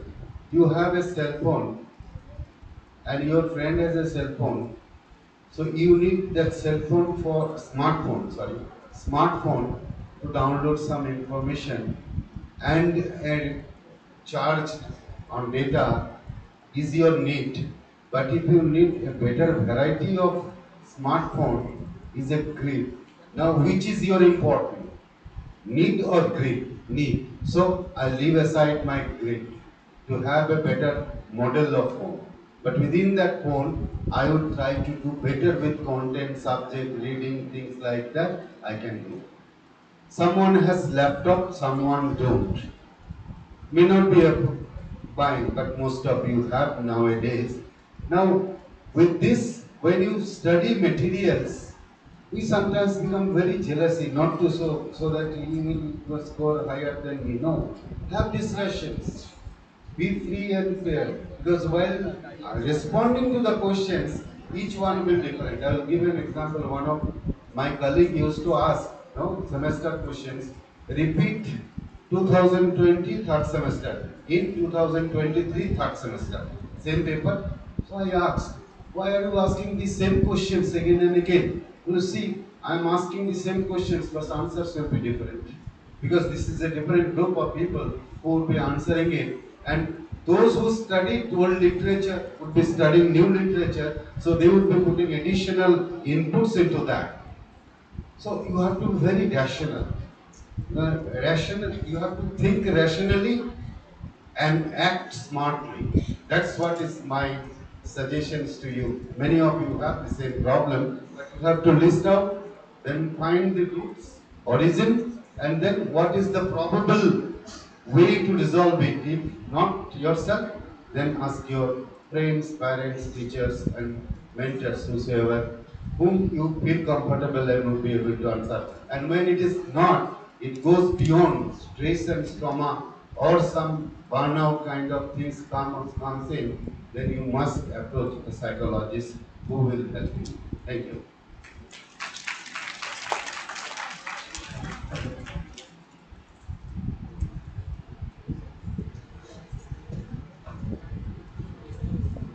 So, all right, Mohendra, there's a question. Please pass the microphone to Mohendranath.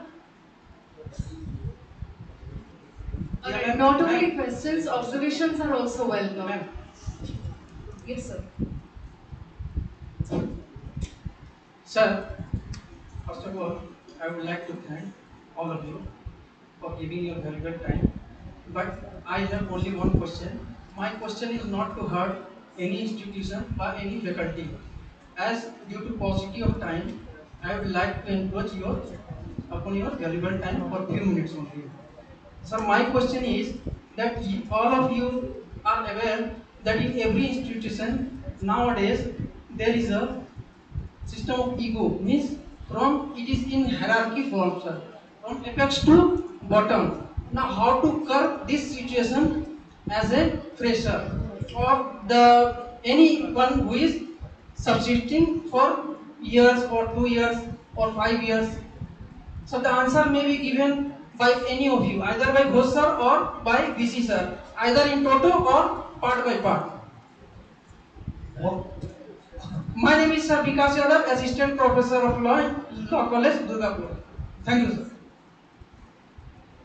Your question, I will just to start. Now, every one of us having experience of visiting any hill areas. In any hill, you will find varieties of trees from just grass to the forest. This is our human society also and organization also. Everyone having need. It is not that any garden also, when it is not natural, but one is developing. It is not the one type of trees only being there. For a natural growth, natural beauty, hierarchy is always there. But that beauty, who can give access to everybody, they can be successfully grow and develop. In my personal capacity, I had the opportunity to be in the government college many years as dean. I had the opportunity to be university head also, director also. I always practice one thing that I will give access to everybody. But time is there. Even now, as we see, whether you will believe or not, my university, the gardener, also having the permission to come to me after I returned to the onwards. If gardener or any security housekeeping students, everyone, I there up to 7:30 just to inform them here that please to see their access is here. So that they will not think that they are not anyone, have to give access. Similarly, every organization there must be some hierarchy decision taking. Everyone can take decision. Like a car, there should be one steering control. Everyone can drive. We have to give someone that decision taking, and others will just always suggestions and if you have that consider. But organization always there should be hierarchy of that is my thinking. That's a very common thing in every organization. There are hierarchies, But as far as the practice is concerned, when we look at our work and our career, our growth and development, we have to leave our ego at the back. Because more higher the egoistic attitude, person is not able to adapt himself or herself in an environment, in a learning environment, in a growing environment, in an environment that facilitates a congenial environment within the organization. And that's not, yeah, you want to say?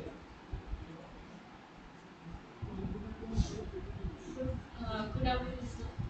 Actually, in our society, mainly holding grudges is the main problem in the modern era. Like, if something I have in my mind and I'm keeping it for the long time, like personal grudges is there, and this is the like this is the main problem for the mental health, and it is regarding our physical and mental problem also. If I am holding grudges regarding any person and keeping it for long time, I think this is the major issues. And for the young people also, they are having this kind of issues in this modern era, I think.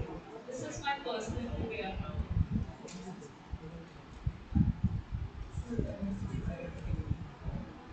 Thank you, ma'am. Mohendranath. All right, I believe that this might be the last question that time allows us to take. My warm greetings to the dais and good afternoon, everybody. Sir, I have a question that based on my observation, that the lack of purpose and the lack of opportunity on the government side and lack of purpose on the student side those things are related, and is those things are affecting the mental health of the students? This is my question. And sir, I must thank you that you said that to unlearn thing is a very good solution. Thanks for that. Thank you, Mohendranath. That is a brilliant suggestion. Regarding your question and your agony, I will also say that you have to set your own goal. It is not by imitating anyone, other your seniors, other people in the society. You have to set your goal according to your own heart. It is not that uh, you will think that in our life or in life to be successful, if you reach or if you pursue only one goal, you have to accept there are so many avenues in our society or in our profession. You have to select according to your own heart, and accordingly you have to prepare yourself. There are always goals and there are roads in our society to success in life. Success is not only just to have position or money, it is what you like to work. I am giving one illustration. In our university, there is recruitment, 80% recruitment, but the topper, 2 years back, one girl who is the topper along with one chooses to self profession of online legal aid on own work opening a law firm. So leaving because she is the topper the job because she likes it. So everyone in life accept what he will get. I think the happiness in his work. That so you have to select. You have to make more act. Hello. Actually, the thing is that sir, the lack of purpose in the student mainly I've seen that it is actually the will is being imposed by the parents or the guardians, or there is a sheep race, and many of the That students are discussion willing already to told. be a part of that. So, It is not the parents is saying or somebody is saying. You have to select your own way. Now, after 18 and you are in the profession, already you are the law students. That means you have to select whether you will be a judge, judicial service or lawyer, or you will to in the law firm, or you used to be in the corporate, or there is a retainer system, or you go for competitive examination, civil service, all India legal service. There are a lot of 30 areas avenues. You just know what are the avenues. Then you see. It is not that when we are student, there are only either you go to a judge or practitioners or the law officers in the government. Now more than 30 avenues or maybe 40 avenues. Even to be a journalist also. Now those who are taking lawyer, because some of the reporting require the legal knowledge. So there is not the only 2, 3 avenues you have 30, 40 avenues you just know and accordingly you if you like that I have the in heart I wish to be that you work hard, dream it and work on that you will reach there. I think you are addressing two things at a time. One is purpose and opportunities. Yes, Now, yes. purpose, if you look at, you have your own purpose, the institution has its own purpose.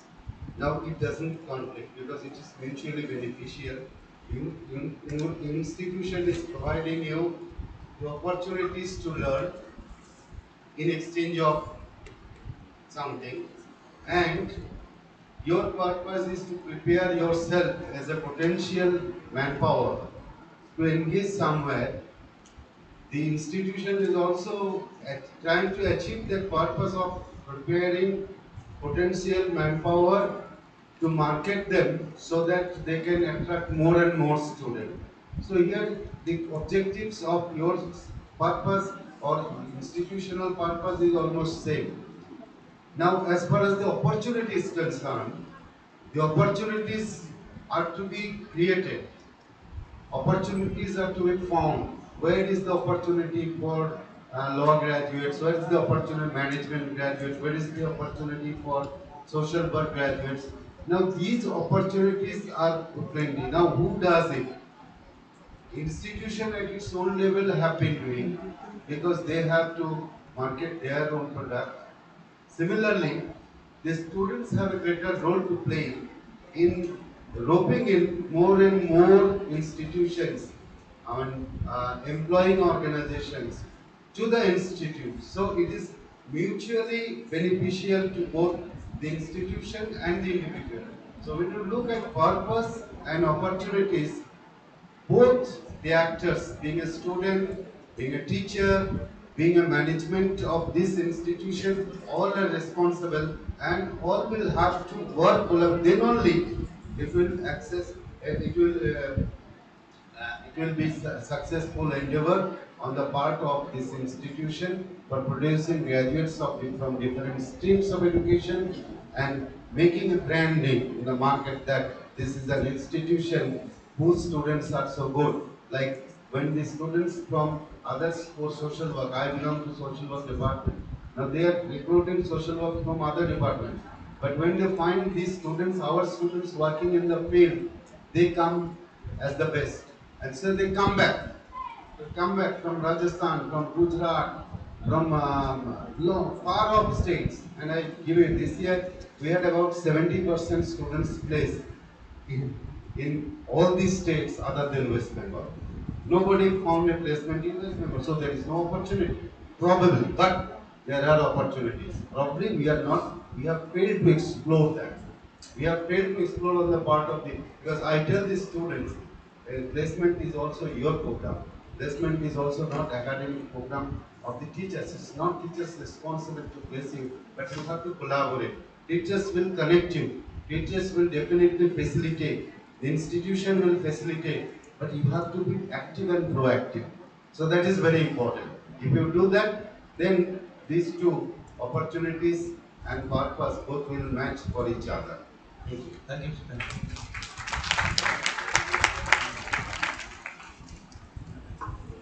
Thank you, sir. And I also thank our students for your brilliant questions. I believe we have a few more questions, but we have to reserve them for the session after lunch. Students, before we break for lunch, I would like to announce that the ones who are seated here right now, students who are seated here right now, after lunch, you shall have to move to the smart classroom of MID. And the students who were there in the smart classroom of MID in the first half shall take their places in this hall. Okay, so there has to be some form of understanding between all of you. All of you are students, are friends and classmates here. So we will take that arrangement. And I request Principal Sir of LCD and Principal Ma'am of MID to kindly escort our delegate team to the venue for lunch. And students, we request you to please maintain discipline and file out one by one in a disciplined manner to the venue for lunch. Thank you. Please, students, please be seated. Please be seated right now. I shall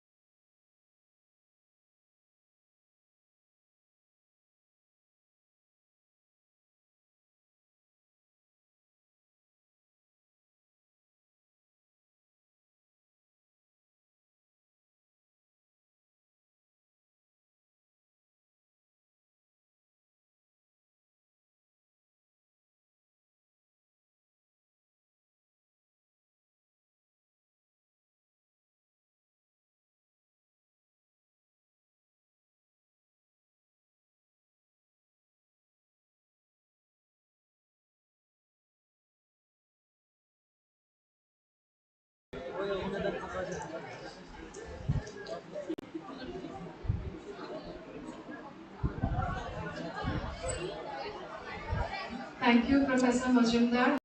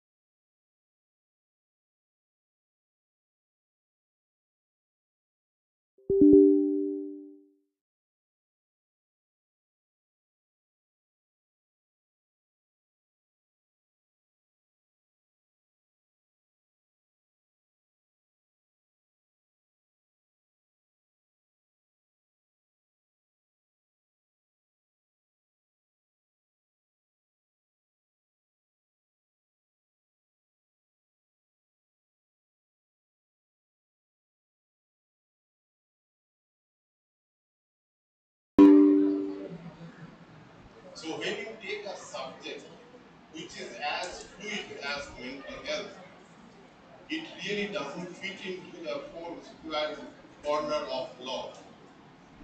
But there is absolutely no doubt that the topic is relevant, very useful, and law must address.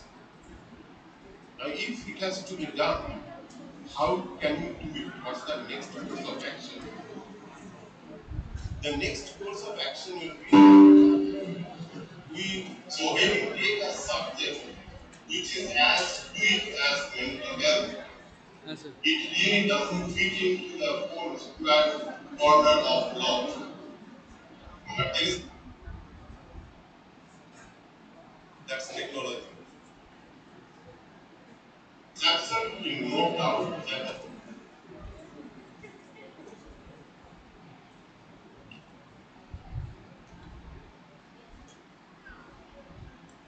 okay. Now when you say mental health, there are two parts of it. One is mental well-being, another is mental illness. Unfortunately, we talk more about the second one and we talk less about the mental well-being. As I'm speaking to the students, let me share with you that in our regulation, academic regulation, there are certain grounds on which a student can get exemption from attendance. We started 2000 in the year 2000. In 2010, we brought in this issue of mental health or mental illness.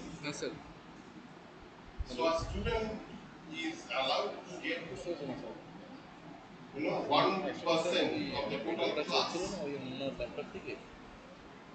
the ground of mental illness. And what we found is that every year the number is increasing. So it's just an indicator that there is a serious mental health issue among the student community. Now, what can be the reason and how do we address that? There is a possibility that there is a gap or mismatch between what is expected from the student and what is delivered to them.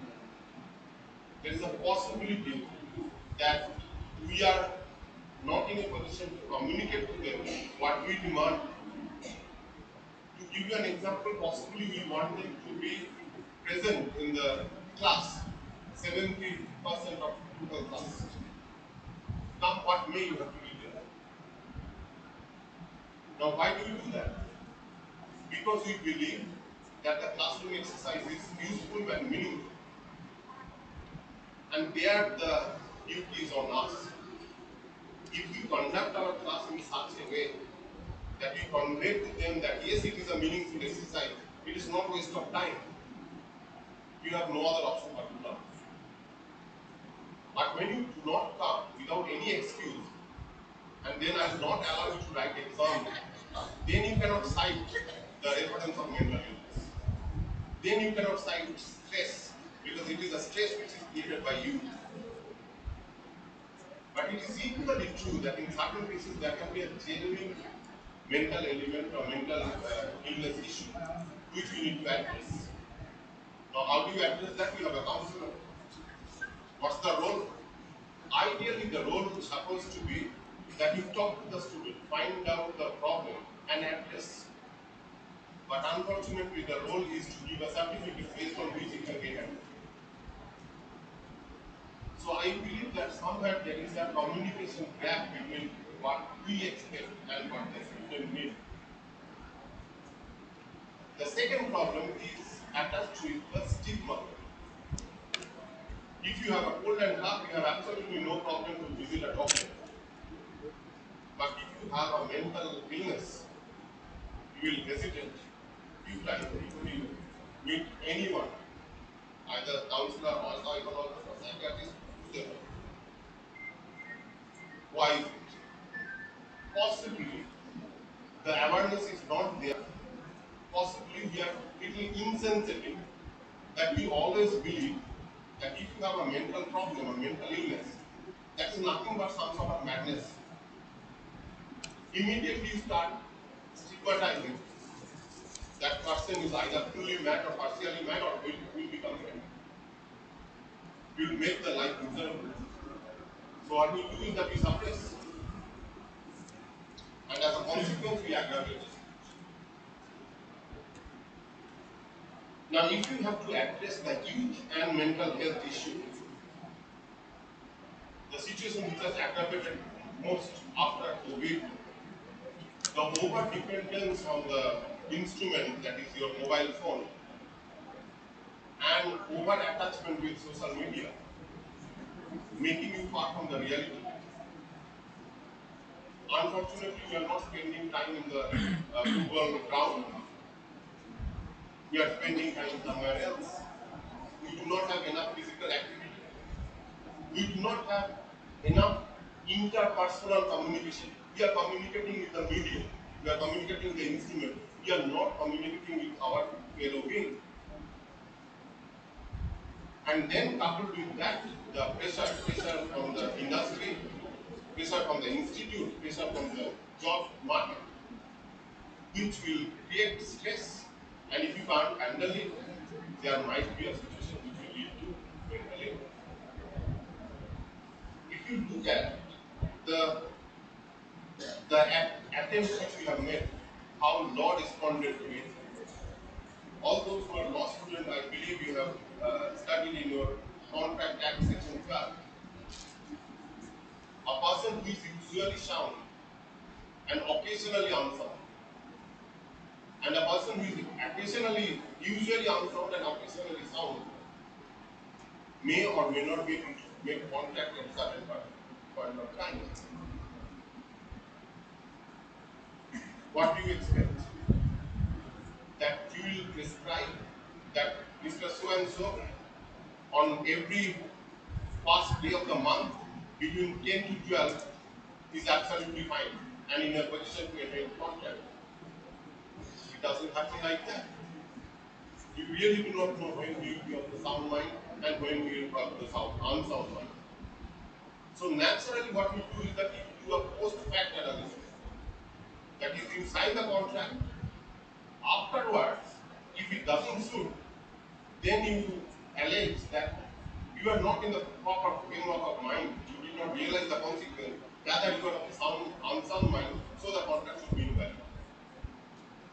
And in this post-fact analysis, you are heavily dependent on the medical practitioner who has to certify what happened at that point of time or what is the tendency. Or how is it possible that that person at that point of time was not realizing what he is doing or what impact he has on his activity or on his decisions? And now the law has drafted in such a way to make sure that once lunatic doesn't become always a lunatic, so that there are lucid intervals when that person can behave normally like any other person. The next part is the rehabilitation problem. A person has an issue, goes to the clinical process, gets into a system, spends some time and recovers. Now when the person recovers, are we in a position to accommodate back into the family, into the class, into the society? Possibly not. And that's why that person feels isolated. Person believes that there is no purpose of staying back or being alive and commit something which is further deteriorating.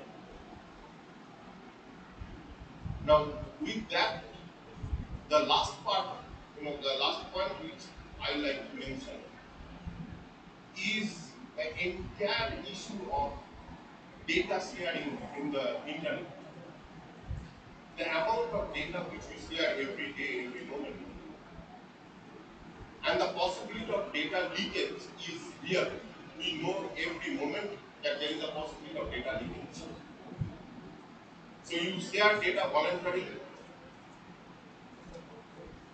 unlimited amount of data you share, and then when it gets leaked, then it is out of your control. And then it adds to your stress. And then you succumb to a situation which you describe as mental illness. Now, how do you come out of that? To come out of that, what is first required is little bit of sensitivity for every one of us. Student, teacher, administration, everyone. But this sensitivity doesn't come automatically. You cannot buy it from the market. It needs a training. And that's why we need to have awareness program. There are people who can sensitize you that how do you behave with a person who is right now in the borderline, not very strong mental setup, but there is every possibility will go to the other side very soon. Will you be able to prevent that person? Or are you creating a situation where you are forcing him to go to the other side of the border? Not only the sensitivity, it's also requires some amount of training. That is, we need to understand that every one of us cannot do everything. So we need to give respect to the specialization. We need to give respect to the people who are specialized, who have that training, and let them do what they can do best. Because if I try to do that, I will make a mess of it. So we must understand that we have a limitation and we should not venture into something for which we are not trained. Because all of us cannot become counselor automatically. It's not by birth that we become. The point which I like to draw is that there is a time which has come where we take this matter seriously and open it up for discussion, and we must start from a small group. Have 10 or 20 students. 20 students attached to one faculty. Have an interaction, maybe once in a month, to understand what is going on, what difficulties they have.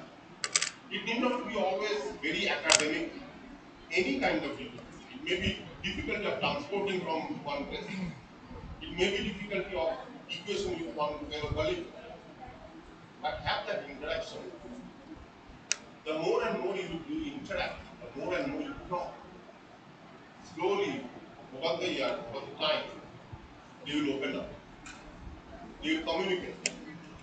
And when they communicate, then you just forward a helping hand to them. And that's very necessary, which often we forget. As a teacher, we believe that our role ends by having the class. It's not that you just attend class or deliver lecture or evaluate answer script. I believe teachers have a role which is beyond the classroom, beyond teaching and evaluating regular answer script. So a teacher can be very useful conduit between the students who need some support and the regular medical system which can address it. And if you can do that, even if in a smaller group, I believe we will do a huge service. And if we can start from now onwards, I believe we will be able to have some sort of success. In our institute, we have started it. We call it mentor mentorship. Obviously, the purpose is not simply to address the mental issue, but overall concern, the well-being of the student, the well-being of the society, because they are part and parcel of the society. So once we do that, I believe we will take a small step, but a significant step towards this huge issue of mental health and its impact and concern in the society. Thank you. Thank you.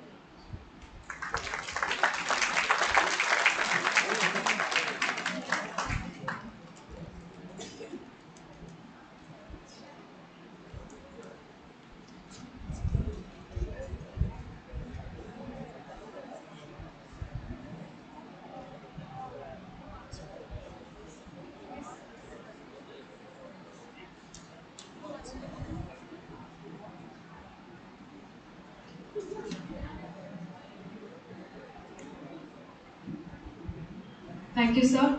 I request Professor Majumdar to chair our next session. So please, you shall have to take your seat on stage.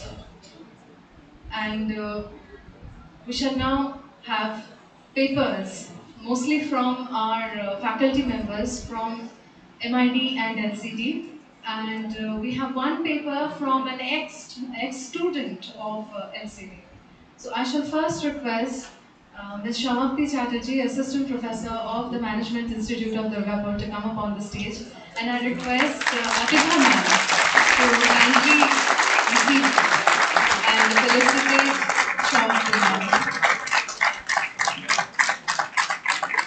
Associate Professor Dr. Atiba Vijay Singh shall be receiving and felicitating Ms. Shamapti Chatterjee. She is Assistant Professor of the Management Institute of Durgapur, and she shall be presenting her paper.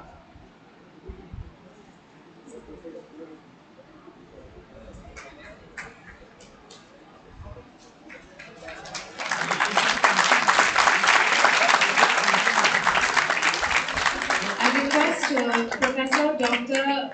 Prashanta Ghosh to also come up on the dais and take his place.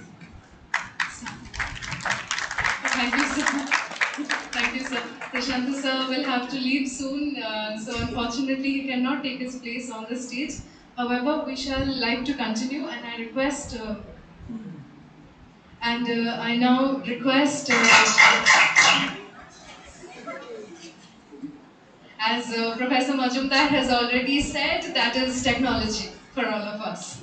I request Principal Ma'am of MIT to kindly felicitate and receive Shatra Sir, Professor Shatra of Durgapur Institute of Polytechnic. He is the principal of DIP, and we are greatly honored to have him with us. Thank you, sir, for making time for us. This time of the year is especially busy for all of us, as all of you students are very well aware and are very excited for the upcoming MediTech Fest. So Chandra sir has made time for us, and we are greatly honored for that.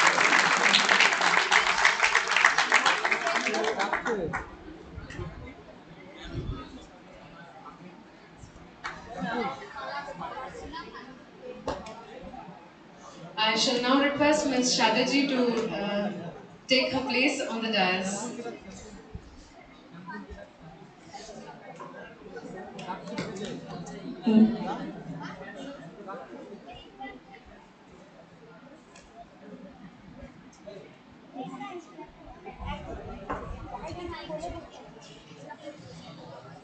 Good afternoon, everyone. Myself, Shamapti Chatterjee. I am an assistant professor of Management Institute of Durgapur. Today, I am going to present my presentation on intellectual capital disclosure. It's an empirical study on IT sector of India. So, as we know, in the light of the development of knowledge sector, today our economy is characterized as a knowledge-based economy. Due to such switching from the industry to knowledge-based economy, now the profitability of knowledge-intensive firm is mainly depend on its ability of utilization of its learning ability of its professionals, and also in the widen up the scope of reusability of their of their professionals' knowledge and expertise. It is their know-how, innovations, and their reputations that help them to succeed in the marketplace. So, this due to this sudden shift to the knowledge-based economy, now the information requirement by various stakeholders like market participants, suppliers, regulators, this is quietly changed. So, but the problem is various studies reveals that there is a significant difference between the type of information disclosed in the company's annual report and the type of information that is demanded by this participant. Mainly, there's a reason that there is no such standard framework that is guided here. But as we know, that every financial statements have a motive. We have a basic norms of the financial statement where we have to showcase the true and fair view. So without incorporating this intellectual capital that can be considered as a today's main key ingredients, I can say it's a main competitive factors in today's world. So is excluding that, we actually not able to deliver, not able to what I can say is that we can't able to perform this true and fair view of the financial statements. So my present study is confined towards exploring the disclosure parameter, exploring how extent the IC related information is disclosed in the financial statement of the selected companies. So in India, it's true that IC disclosure is very evolutionary stage, but we know due to the increasing dependency on the international market, there's the global market and the capital market. Now, various leading banks and IT sectors of the Indian companies are Indian economy are started disclosing IC related information voluntarily, feeling that importance of the IC disclosure practices in the company's value generating capacity. So this paper is trying to make an analysis of the voluntary disclosure practice in respect of intellectual capital in the annual report by the selected 20 index NSA Indian IT companies for the accounting period of 2022-23. So here for this study, I'm considering 20 IT companies that I said earlier that composing the CNS IT index of the NSC as a sample, and obviously the source data here is the annual report. We know the annual report is the maximum distributed and regularly evaluated documents that is help mostly having a significant impact on the investors' decision making. And as we know, all the annual reports are derived from the respective websites. Now, coming to the research methodology, so various studies made so far on the intellectual capital disclosure, apart of Kamath and Bontis, that the studies basically on 2008 and 2009, rest all the studies on IT literature are using content analysis as a research methodology.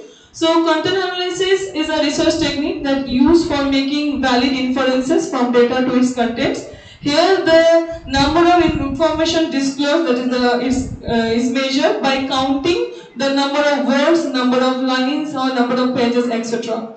So as I told you earlier, so using here in my present study also I'm using content analysis, and the result obtained I'm considering the presence of all that IT related terms. Here I want to mention that the terms of intellectual capital selected here is from the list of 39 terms that is suggested by the panel of researchers of World Congress on Intellectual Capital, which are found to be inclusive enough to deliver or to, I can say, inclusive enough to represent the IC literature. So here the annual reports are properly examined using content analysis, and the presence and absence of all these 39 items as I mentioned is performed, and the result whatever is obtained is tabulated in the both way of company wise and category wise, and along with test of variance is also made.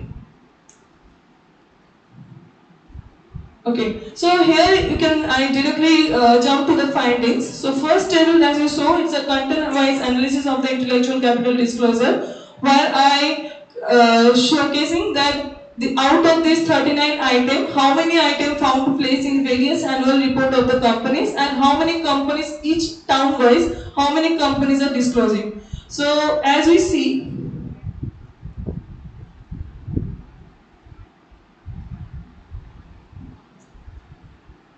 So as you see, information system is the term that is having a maximum disclosure by the 13 company itself.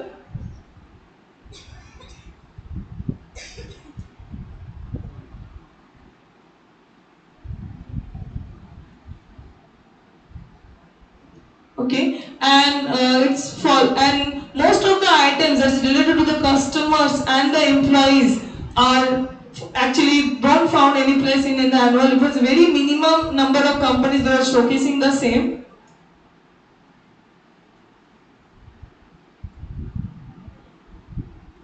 So here you can see the intellectual property. It is disclosed by the 20 companies of the sample study. But the theme term of my paper, that is the intellectual capital, it's only found by the Royalty India Limited. Whereas if I consider the component of the intellectual capital, you can see the human capital over there, structural capital is there, and the relationship capital is there, who doesn't find any place in any of the company.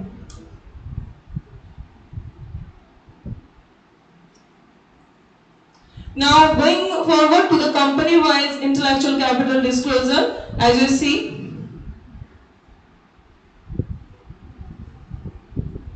Royalty India Limited having the maximum number of intellectual capital term disclosure by 15 terms out of the 39 that I said. And I forgot to mention you that out of the 39 items, when I go for the category wise analysis, only 29 items found place in the annual reports. So as I told you earlier, that the Royalty India is the only company who is showcasing intellectual capital.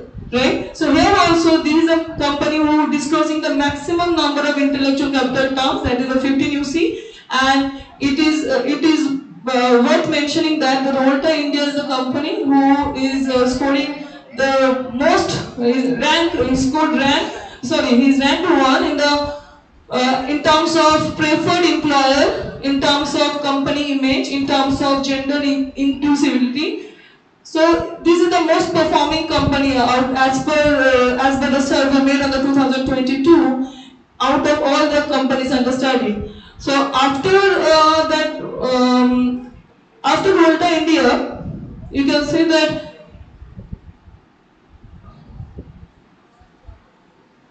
the Tata Consultancy Service, that's having a 10, and the Oracle Financing Service Software, it is 11, and also there is it's the Oracle and the Tata is following the same companies. There's almost a similar number of information disclosed by them.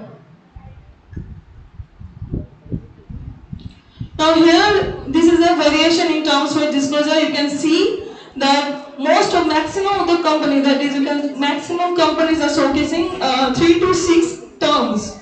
In terms of whatever we discussed about the 39 items, out of the 39 items, maximum companies are showcasing 7 terms in their annual report. So that's why the mean disclosure comes as 7. The standard deviation comes as 3.524351, where the coefficient of variation comes as 50.34788. That's showcasing very less number of variation in terms of item-wise disclosure by the company. So, as I told you before, my study is totally based on 20 CNX IT index firm for the accounting period of 2022 and 23. Though IT is considered as a representative of the knowledge economy, but still the value of intellectual capital remain unreported in the balance sheet. Maybe due to any standard practice, any standard framework. There is no standard framework that will make this disclosure norms mandatory. So it's a noble responsibility for the regulatory authority to establish some general accepted disclosure parameter of the intellectual capital, like they did for the corporate governance as per clause 49 of Security Exchange Board of India, to make such disclosure mandatory in the annual report. Not only this, in my study, I found whatever the information, it's not only that the number of terms of IC, that is intellectual capital, is less, but also maximum of them are qualitative in nature rather than quantitative in nature. So it represents that neither the IT companies having that awareness or they doesn't have the interest even to report the same.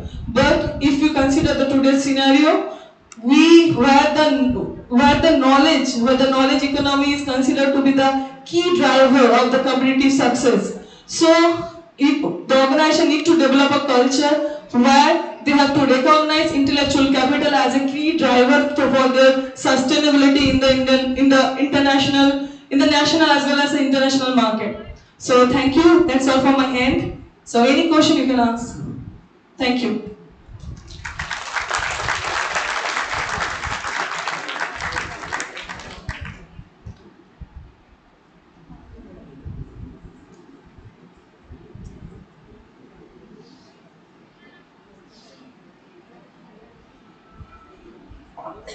Thank you, Ms. Chatterjee, for that enlightening paper on intellectual capital.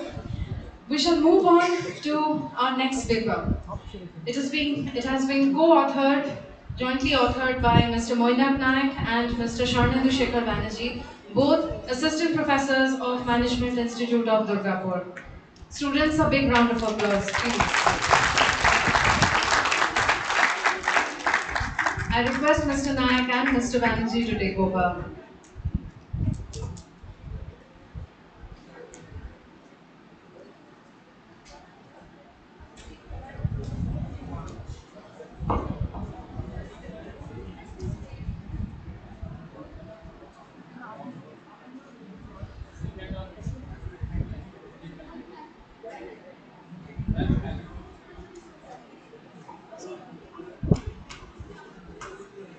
Done.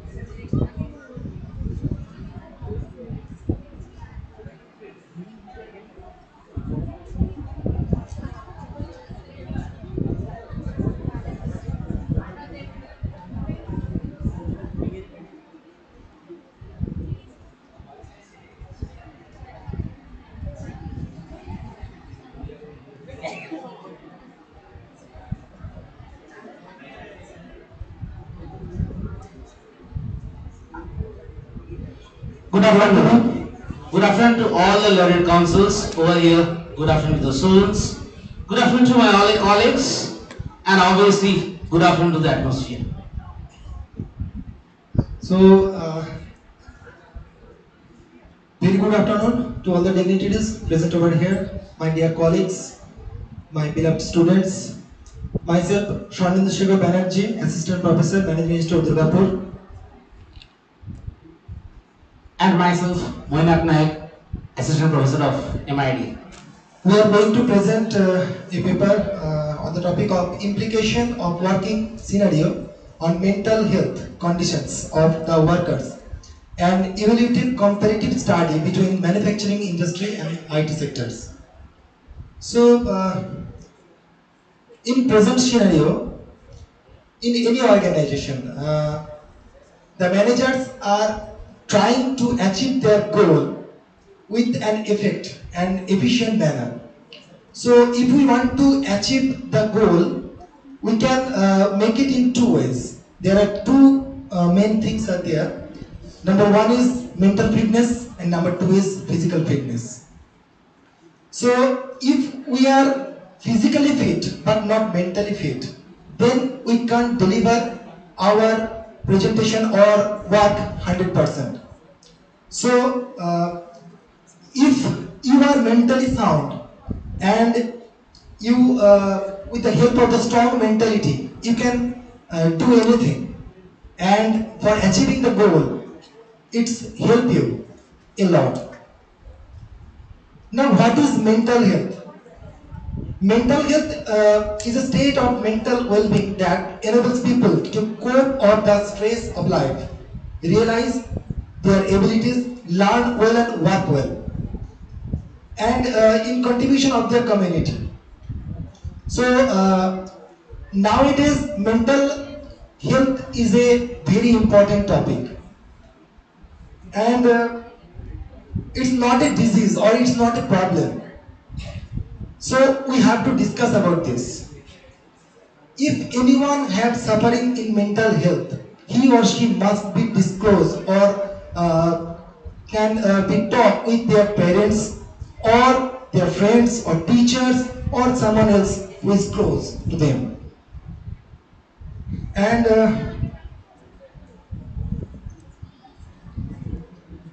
if mental health happen, you can't hide it. So a mental illness can be causes lots of diseases, distract your mind. Sometimes you feel fear, sometimes nervousness, So lots of things are there, and it may affect in your workplace also. So the ability of manage everyday task, your mental stability must be needed over there. And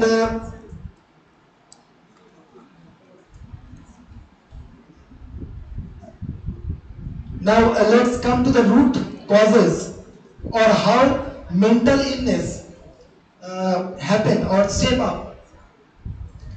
In workplace, the work culture is one of the more major part. Work culture in any places is major part in the causes of determination of mental health. But how this creeps in is the matter of discussion. There are four phases of cycle of abuse in mental health. The number one is tension building. Number two is incident of violence. Number three, reconciling. And number four, calm. So in case of first phase, where the tension arises, in tension building, the tension arises. In case of incident of violence, where the reaction of the tension happens. Reaction of the tension happens. And in case of reconciliation, in this stage, the incident generally solved and mitigated with. And in the fourth stage, this is a stage of calmness, where everything is put into the normal case. So this is the circle. And for the next part, I request my friend to continue. Thank you, my learned friend. Okay, he explained about all the conditions of mental health, how it creeps into the society, how mental illness actually take you up with. Now let us break it down with demographically. A very strange scenario is that only 11% of people of the globally never ever actually discusses about the mental health scenario.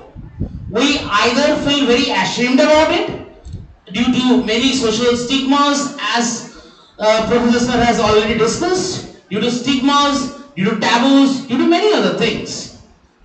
In female, the number comes down to only 9%. We know females are actually more sufferer of mental health due to many domestic violence, due to workplace gender inequality, due to many other cases, due to improper pay structures. Whereas in male, the scenario is strange because from the very childhood it is taught males don't cry. So if males don't cry, we cannot express our mental health condition. We really always show that we are the stronger part, we are strength, we have all those so and so and so. But yes, our mental well-being also gets disturbed at some point of time. So it's 13% which actually would never ever discuss about the scene. Now, if we divide into age group wise, the youngs are quite ahead on this thing. Almost 28% of them really discusses about mental health.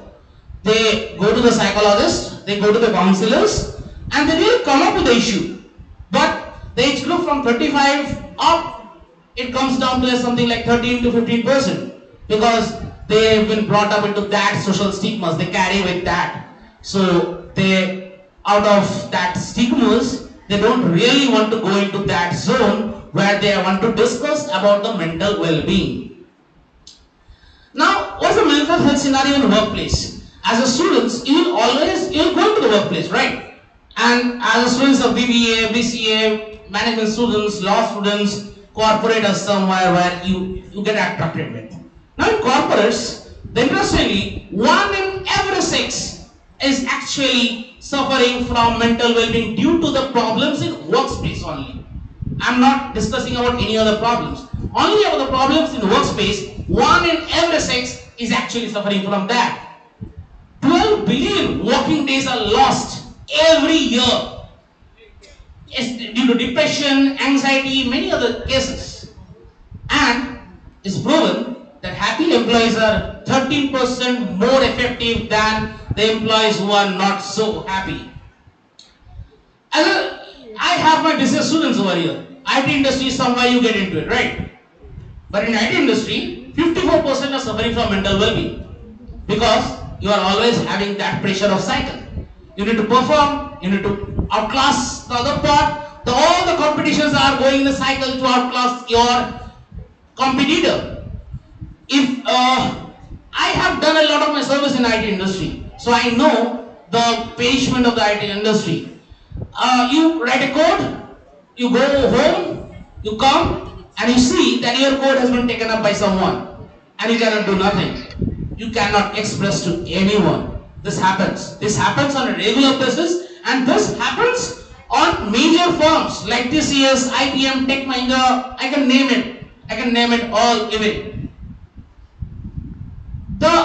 Who is actually profiting from this? The finance organizations, because 86% of mediclaims are due to mental well-being scenarios.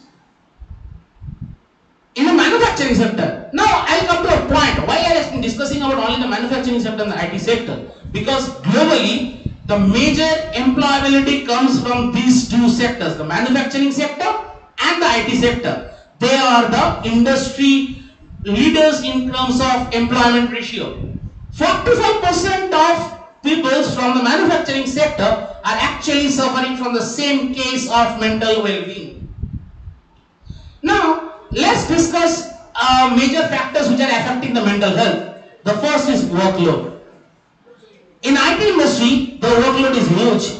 They are working probably from 9 to 9. They are working 12 hours. It's the usual thing. If they have any major project, they are probably staying over. They are literally in half pants, all in their office, doing all the work throughout the night.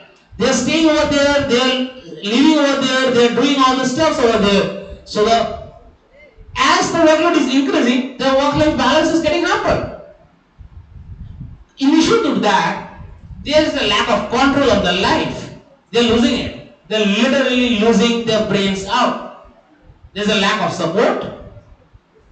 The other major issue is the behavior of the senior staffs. Recently, an issue came up with HDFC Bank. I hope everybody of you are aware of that. But probably it came out, so everybody know. But this is the issue in every private sector. Probably everybody has faced it. Probably everybody has done this also. So this is an issue, right? When you hear some curse words from your seniors or something like that in front of all your colleagues, you cannot go home and sleep peacefully. Your whole world is going over a spin on that day. You will have somehow domestic violence is also related with this. The males who are facing this, somehow they need to get it out, right? Same with the females, they need to get it out, they need to vent it out. So if they're venting it out by a place where they will be diverted back. So sometimes this is also the issue. There is other things called job security, insufficient training. There is a post called assistant manager and everything. Assistant manager is nothing but just a media. Is insufficient training. Now let's discuss about something about manufacturing sector. So as you can see, the manufacturing sector, there are four major things: job security, work culture, work-life balance, and pay structure. These are the four major sectors which are actually affecting our mental health. In the year of 2022-23, 67.8% of people are suffering from mental health sector just for the job security. As persons who are doing a job, what do you require? You require that you can do your job peacefully, and you know that you are safe at your job. You will not lose it for any silly reasons. So you need the job security. In the year of 2017-18, it was merely 4.5%. Just in the span of 5-6 years, it has grown to a level of 67.8%, which is a huge jump. In the work culture, you can see in the year of this 21-22 and 2021, you remember this is the year of COVID. So this was affecting mental health in the manufacturing sector because IT industries had run with the work from home concept, but manufacturing industry didn't run. Many industries had shut down their operations. Many employees had lost their job. Probably many employees had gone into the position of committing suicide. The daily contractual laborers we have seen a scene where they have walked 1,000 kilometers from one place to other. And don't you think this had taken a toll on their mental health? Obviously, this had taken.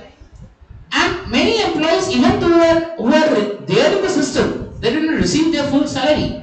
They had received only a portion of that. Next, let's get at the IT industry. IT industry was something other way around. Yeah, Google recently had retrenched almost 4,000 employees just over a mail on a night. So, job security is an issue. Work culture, I discussed already. Work-life balance, there is no work-life balance in IT industry. And in pay structure, they are cutting down the pays. We are actually trying to gain the momentum of the IT boost. So they are cutting down the pays, and such pay structure is also taking a toll. And the trend line shows it's going downslide. Now let's make parameter-wise comparison between the factory workers, means manufacturing industry, and the IT employee. The stress level of factory workers is huge compared to IT employees, but the anxiety level in IT industry is they are the industry leaders in the anxiety level. Depression level is more or less same. How to improve mental health? We need to speak, we need to converse, we need to discuss, we need to give them the freedom. In Japan, they actually pay their employees to take a 2 hours nap because they are taking care of the mental health of their employees. But if you take 2 hours nap in an Indian scenario, you can imagine the rest. Now let us conclude on this force. Almost a major portion of the workforce are actually below the borderline of the mental health. They are not into that attainment of the mental well-being, so they cannot put up their work efficiently, so they are somehow declining from the attainment they could have done it. Now in manufacturing sector, 33% of the workforce are affected by this. In IT is huge, 65%. Yes, now I have to say, we need to manage the change. We need to manage the change of the society. We need to manage the change of the needs. We need to manage the change of the organization. And we need to manage it now before it becomes worse. Thank you therapists, thank you healers, thank you social workers, and thank you mental health providers. Thank you one and all. Thank you. Thank you.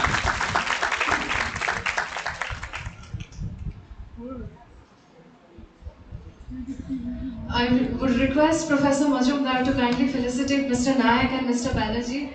So please. Mr. Nayak and Mr. Banerjee jointly presented on the mental health condition of the workers in the management industry, in the manufacturing industry and the IT industry. And we request Professor Majumdar to kindly felicitate them. Students.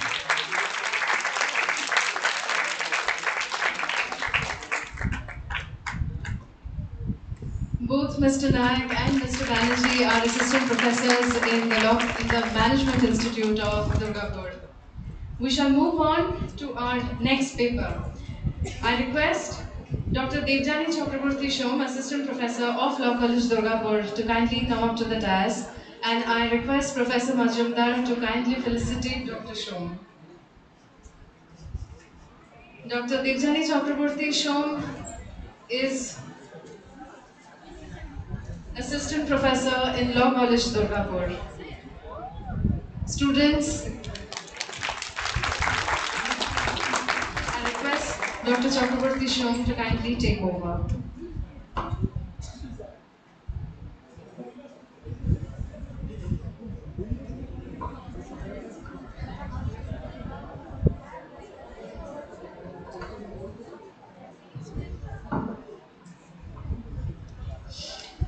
Thank you, our distinguished guests, our respected faculty, and our sweet and charming host, Dia Madam.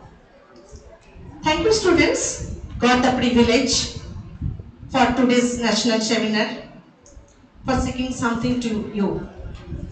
On the light of exploring the impact of mental health in the modern era, a symbiosis of society, science, law and management. On this light, I would like to express my paper, that is Mental Health and the Stress of Civilization, a sociological analysis. Already, what I want to tell you, already our distinguished guests and many speakers told that. But on the basis of my paper, I would like to highlight that health insurance that doesn't adequately cover our mental illness treatment. Mental health is shaped by cultural factors such as family background, religion, social norms, and tradition. Each of these factors can impact on individuals' mental health differently. With the advent of civilization, cultural factors have taken place in a new shape. Here, I propose to raise the logic of mental changes under the civilizational stress through the sociological point of view. Yes, whenever I'm talking about the insurance, that insurance means this is a simple medical coverage for any kinds of illness. But question may raise, is there any mental coverage for mental health? Yes. According to the latest regulations set by IRDAI for the students, IRDAI, that is Insurance Regulatory and Development Authority of India, according to that, all health insurance plans are required to provide medical coverage for individuals who suffers from mental illness, including psychological disorders. However, coverage is not immediately available for mental health condition under most plans. Why? This is a civilization. This is quite attached with the urbanization, industrialization, cultures. So we are progressive. We are developed. Where is the plan? Why there is no plan for the mental coverage? No insurance. Why there is delaying? This is my questions. Whenever I am talking about mental health, this culture change our behavioral pattern. If I have to look to recall, I would like to recall one news from Bartaman. Yes, Bartaman. Bhagavan chhara kauke bhoy kore na. One instance from the West Dinajpur, one lady, Muslim lady, she was under the custody of a police. And during the time of investigation, she used to tell that, yes, I murdered my child. I murdered my child. Why? Because this is a big story. Because she repented, she lamented for that, but her child never came. So police was puzzled. The investigation, the story was that, not story, the true fact, that after the marriage, she became only the child productive machine. And mentioning that her elder son, the age of her elder son, that is 22 years old. And after that, she produced 7 children. And her younger children, the age of younger children, that is 3 years. And one day, whenever her children pampered, she just could tolerate that, because she came from the field work, field. She came from the field, that means agro field, and she told her about her life, that she, after the marriage, she became a child productive machine, and thereafter she has to manage the family work, and after that she has to also help her husband during the time of cultivation. And after that, she hasn't got any type of reward ever, and no emotion and no love.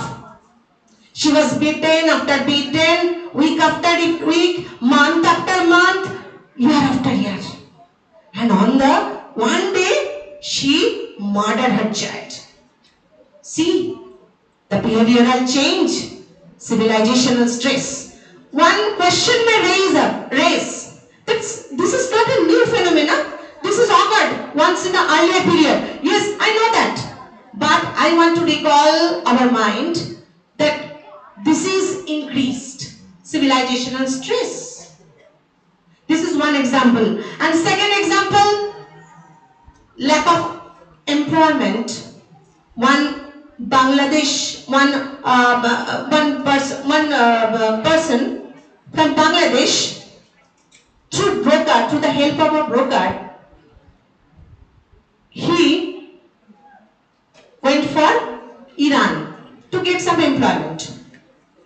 And on this moment, he has to wait for in Afghanistan.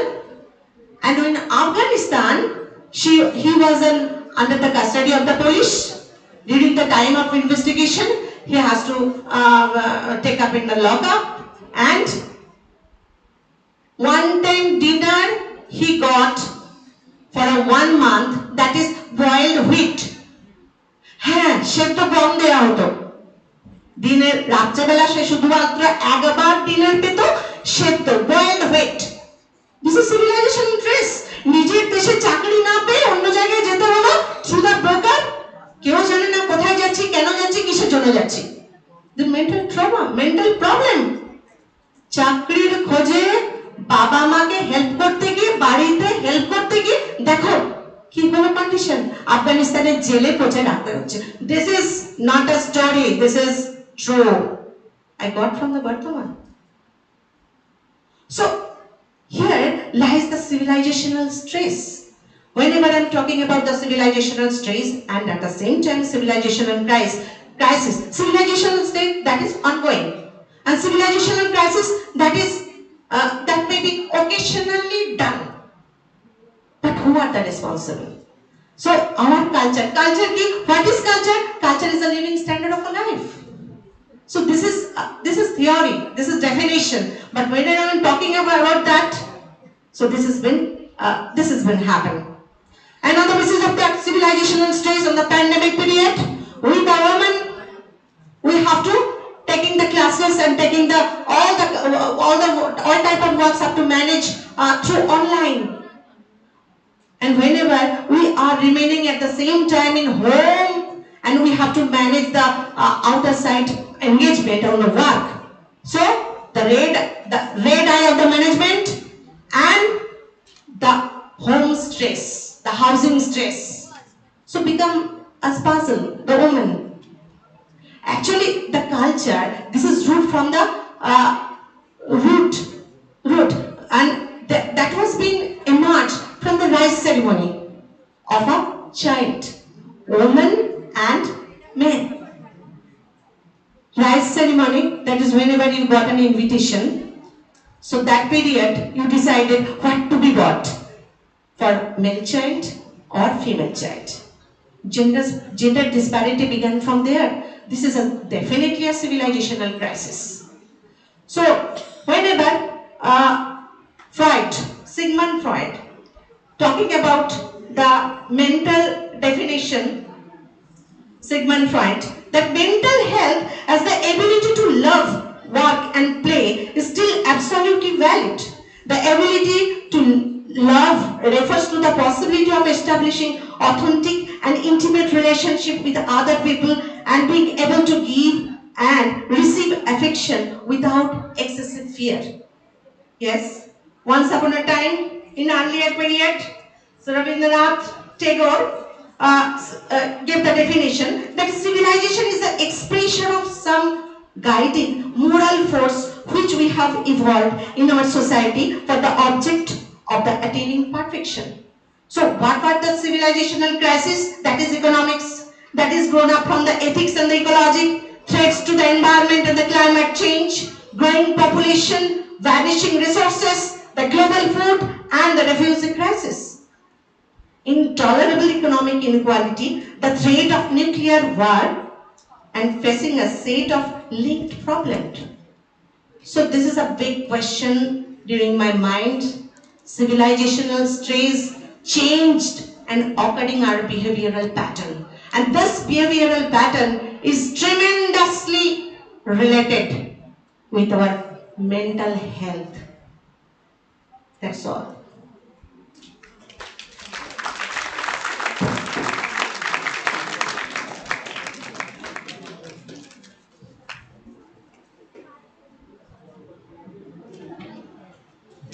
Thank you, Dr. Chakraborty Shom, for talking about something which is very much real, international, and happens every day across the world as we speak. We shall now move on to our last paper of the day. I request Mr. Brutin Chakraborty, he is a healthcare professional and is an ex-student of Law College Durgapur to come up on the dais, and I request Professor Mojumdar to felicitate Mr. Chakraborty. Mr. Chakraborty is an ex-student of Law College Durgapur and he currently works in the healthcare sector. Professor Mojumdar shall be felicitating him. Students,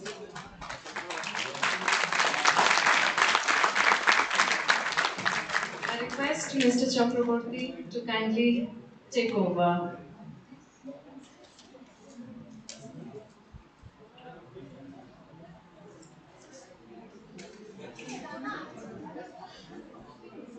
Good evening. Good evening, everyone. Thank you, Law College Durgapur. Thank you, Rahul Foundation, for giving me this wonderful opportunity to present my paper, which is mental health of health sector employees. So, basically, since our childhood, we know that health is wealth. So, without health, we cannot go for a good wealth, good well-being, and all of other things. So, after anything else to do, we have to complete our physically and mental health. So today's my topic is mental health.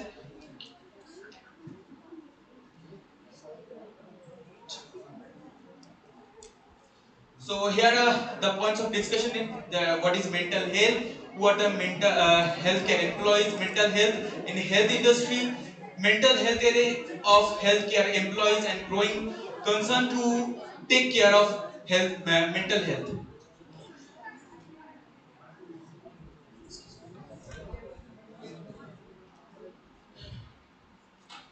So mental health is our mental condition.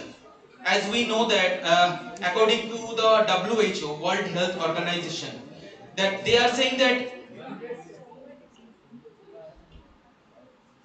about that mental health is a mental well-being that enables people to cope up with their stresses of life, realize their abilities, learn well and work well, and their contribute to their community, and its integral component with health and health industry. So mental whenever say we say the mental health, our health should be very not improper. It should be very proper in various ways, that we can early to rise and early to morning, early to bed and early to rise, and we can eat early. We can various type like yoga. Yoga is the one of the most important part of the without stress life. So next, next. So basically, the who are the healthcare employees? Whenever the heard about the healthcare employees, our first thought is doctor and nurse. Apart from them, doctor and nurse, the management, the technicians, the radiologists, the group D staff, each and everyone who are included into the health industry, they also are the healthcare employees. and they are doing their best from day to night and shifting duties, various types of their duty schedules. They are doing their best. So they also treated as a healthcare employees, not only the doctors or nurse, they are health employees. Apart from them also, they are treated to be.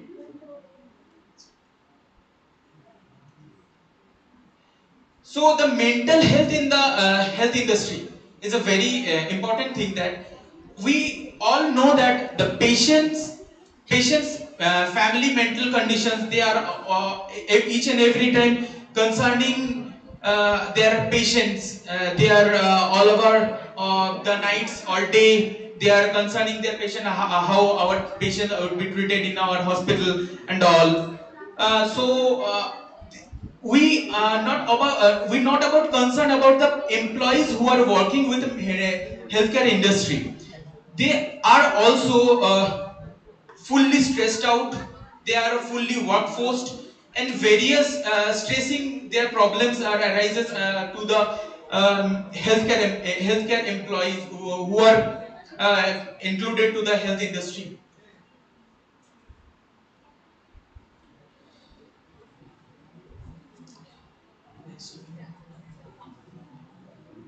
So some of the challenging work conditions of healthcare include that long work hours, rotation and irregular shifts, intense physical and emotional labor, exposure, human suffering and death, and increasing the risk of exposure to disease and violence. So growing concern to take care of mental health. So basically, we saw that the worst nightmare is certain nightmare, which is name is COVID-19. We know that, which is fully destroyed our mental and physical health.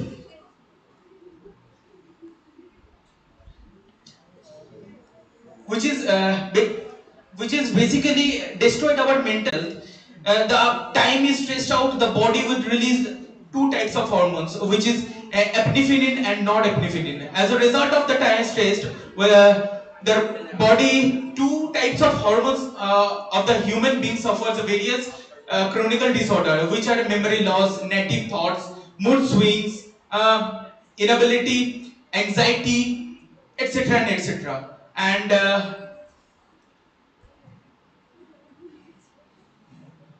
And in this world the full of globalization, some of the ethical ancient treatment will be presented treated for reducing stress. 90% stress would be reduced from the ancient treatment, which is meditation, like deep breathing, proper sleep, exercise is the most vital thing into to stressed out. According to the Mental Health Care Act 2007, under section 21p, that characterize the mental health means by the mental establishment, including the Ayurveda, which I previously told you, and the nephrology and Unan, and Unani Siddha, which is homeopathy treatment for the mental illness, and established, owned, and controlled to the maintained by the appropriate government.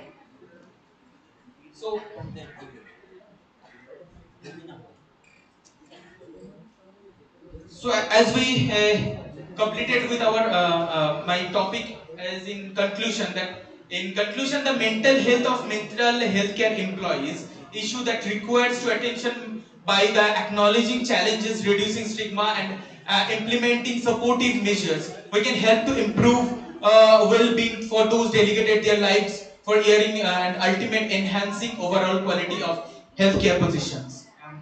Thank you. Thank you.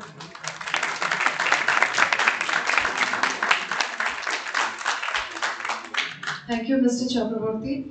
I would now like to open this up for a question answer session. If there are any questions towards anybody from faculty members and from students, we understand that several students had to leave because they usually catch the train or bus by 4:30, so that is fully understandable. But the ones who are here, thank you for your patience and thank you for your dedication. If there are any questions from the faculty members or from the students, we would very much love to take them. So, meanwhile, I would like to ask Professor Majumdar that, sir, every 30 to 40 years, the concept of good and bad changes. Something that was considered bad or a bad behavior 100 years ago might not be a big deal now anymore. But how do you feel that this should be navigated, especially when in a culture like ours, we learn behavior, we learn manners from people of the previous generations, where joint family is still a common concept in India, where children still learn mannerisms from their grandparents? How do we navigate the ideas of good and bad? How do we battle past generational trauma, generational stigma in the present age? It's a very interesting question. I was not actually prepared that there will be a question. It's a very interesting question, and I was not at all prepared, but it's very interesting, and let me just try to address. Uh, I'm sure that all of you come across that four-letter word starting with F. Now, how often this generation they use that? That has become part of the vocabulary, and if you do not use that, then you are not cool. Where from do we get this? From which generation? From our parents? No. See, when you only have KFC or McDonald's, that's not the only thing which you borrow from Western market. You also borrow the language. You also borrow the culture. So this culture that using that word will make you of a particular standard is actually the imported one from US, or in that sense Western one. To the contrary, how many of our younger generation you have seen that they are touching feet of their parents or their teachers? Gone? Backdated. At the most you can say hi to your teacher. If you can ignore your teacher, that's the best. Who are you? At least you can say hi, but touching feet? Oh, what joy. From where did you get that culture? The, the, the problem is that where you do start addressing it. We always say charity begins at home. If I tell my son that look, you need to touch I actually once I was introducing him to my VC. I said touch the feet. Why do I do that? I'll handshake. He straightway went and shook hand with VC. Now that's the generation. Whether you like it or not, that's it. Now will you call it good, bad or ugly? I do not know. That is the fact. But what I believe is that instead of being very arrogant and making them to do something which doesn't come from within, what we need to do is that you need to engage with them in a discussion that why do we need to do the touching of feet, or why we should not use that four-letter word in every gathering. You use it among your own friends. Don't use it vis-a-vis us. Don't use it in a social gathering. I believe that is what is required. But often what happens is that we also, to maintain our ego, we also insist that you do it and force them to do. And they do not like that. And that's why it doesn't work.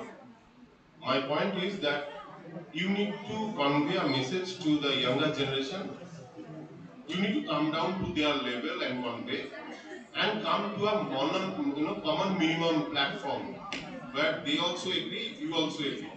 Then you will find that it is working.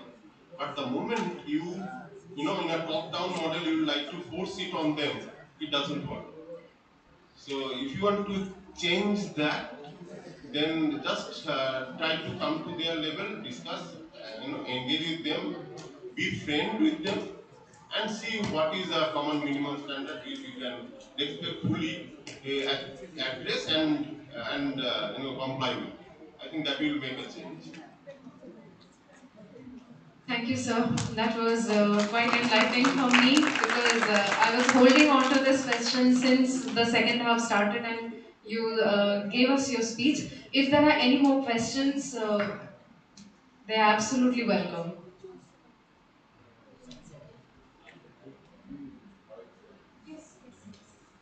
No, I have just one query from each one of you, if you allow me. Uh, this is on that, ma'am, your capital disclosure. I really do not know what is this intellectual capital disclosure, because what I was thinking, you had your slide about IPR. Now, I will like to disclose if I have a copyright or a patent or trademark. But if I have a trade secret, I will not like to disclose. So, that's an asset, or say strategy, or say clientele. They are all my asset, they are intellectual asset, but I will not like to put them on the journal report or anywhere in the public platform. So I was thinking that in your intellectual capital disclosure, if you are referring IPR, I believe you have only few variety of IPR. Right. That is copyright, patent, trademark, design, but not others. Because obviously I will not like to put them in the platform. Sir, actually, that I said, there is a panel of the World Congress. They are suggesting 39 items. So that 39 items they are considering as IC disclosure practices, not all the items. If you go through the list, you find out every anything like know-how, innovations, that thing. Basically, thing is that, sir, I just give a very layman language. Suppose you joining my organization, right? So you have that 8 years of experience, that much of knowledge, right? Suppose I'm an investor, so I want to invest in your company. So what are the parameters I will consider? I will consider the annual report, I will consider profit and loss, that's it. But I don't have the information about you. So obvious, if you join, there will be value enhancement. Obviously, the value of your knowledge, your idea will incorporate over there. So that's a lacking, because in our finance, the financial statement state that every financial statement should have true and fair view of the all the reliable information should be available to each and every investors. So there's the point. So there's intellectuality that the 39 item that is suggested is not disclosed by the annual report. So my study is on that, okay, how to disclose this, though it's a qualitative in nature. So whether it's any way out that we can use coding systems where we can show, so that the investor should aware of the fact that now this is the manpower, this is the knowledge, this is the reputation they are carrying. So obviously there will be a strong impact on the market value. So that's the thing, sir. It's not about the trade secret. It's about the some limit items that patent copyright you usually showcasing. I showed that 10 companies are there out of 20 were showing intellectual property. But when it's come to intellectual capital, they don't, because it's a sum of the knowledge, the entire knowledge a company has. So that's all about. Thank you. Thank you, sir.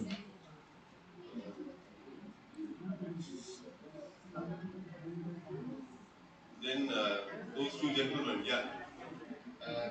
My query was that uh, you have very well you have explained that what are the things which are creating stress and leading to mental illness.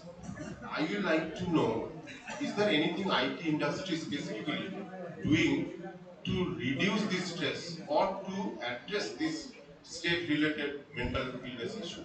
Yeah, actually, many new age IT technologies are actually coming up with many places of where they're actually working on team bonding activities. Like they're also going keeping pool tables. They are also giving some sessions of activities, sports, funs, all the stuff. Some for female activities there to reduce the stress of, especially the females who are the child. They are stressed of looking care of the child. So they are also coming up with the creche service, all those services. But actually in Indian scenario is very much less. In European, what's happening in European industry or in Japanese scenario, they are actually paying you for taking the rest. It is mandatory for every people who are working in that scenario to take rest for 2 hours after every, to rest for 30 minutes after every 3 hours of job. So they are actually paying you the time for the nap, but we don't pay it. We don't actually take care of that. So that is where I feel, as I surveyed in the industry also, I feel that is where the IT industry is lagging. That is where also we are losing the, why the IT boom happened. We had the intellectual capability and we had that all the stuff. We are losing that on the bound. We are losing that to the other sectors. Now IT industry sectors are coming up from Africa, from Zimbabwe, all those stuffs. Because they are catering to this need. We are not. Unfortunately not. Thank you. Thank you, sir. Then, ma'am, you are a sociologist, I believe, isn't it? Yes, I can make out that. I would like to know, if you look at society as a whole, what will be the stress buster which all of us we can cheap, readily we can make it available and use it. What can be Actually, the what the stress has been going, that is very from the earlier inception of our society. That is gender disparity. That is at the same time, at the same institution or organization, as you earlier said that the language we have hired from the Western. So from the Western country, what we see actually the picture is not. They are very conservative and domination was there. So actually, gender disparity lies there. So the same institution, same organization, same institution may have got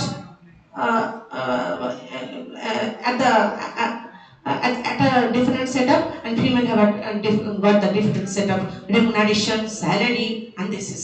So this is civilizational stress. Definitely a civilizational stress.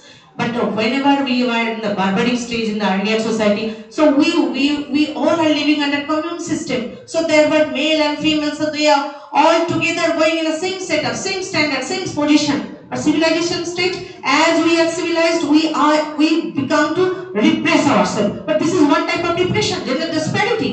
তুমি এক পাবে ওকে এক দেয়া হবে, ওর দরকার নেই, ও তো বিবাহিত, ও ম্যারিড। জেন্ডার ডিসপ্যারিটি এক মেল থেকেই চলে আসছে। ঠিক আছে, যেমন করে মেল কুইট করতে চায় রেসপন্সিবিলিটি, আমি ফ্যামিলি আমি লাগবো না, আমি আর্নিং করছি, আর তোমাকে ফিমেল বলে বলা হলো তুমি আর্নিং করছো but you are a family member, তোমাকে এটা করতে হবে, বাড়ি গিয়ে চাটা তুমিই বানাবে, আমি নই। সিভিলাইজেশনাল স্ট্রেস, এটা আমার মনে হয়েছে being a sociologist, I'm not a bias sir, I'm a sociologist, not a woman. So once upon a time, one of our feminist, that is Kamala Vashe, that she used to say that in once upon a time, that is I have seen many women that do the nasty things against the woman. And but at the same time, I have seen many male who have indebted their life for the female welfare. So feminism it is an ideology, it is not a biology. So that is a civilizational stress and civilizational crisis. Yes. so for you no what I like to know is uh, mental health issue of the health worker who deals with mental health cases. So basically, it's a good, challenging question to me. Thank you, sir. Mentally patient, they are already a patient. Basically, in health Workers yes, who are attending them, what happens to their health care?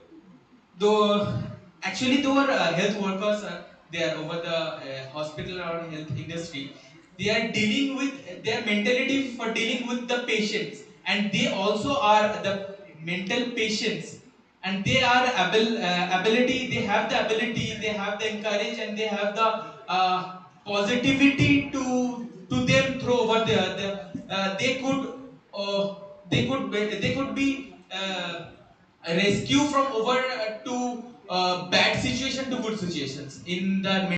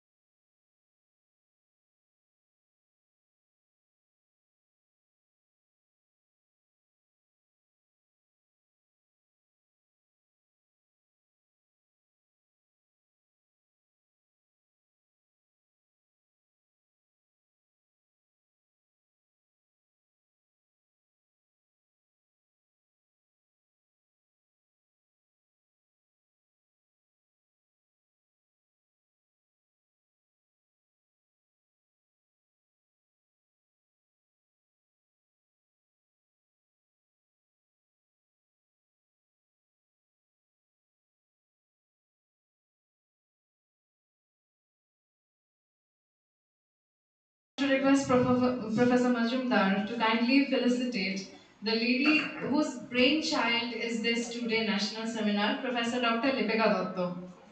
I would like to request Professor Dr. Lipika Dotto to please come up on the dais. This national seminar was her brainchild, and everybody who worked hard to make this possible was working alongside her.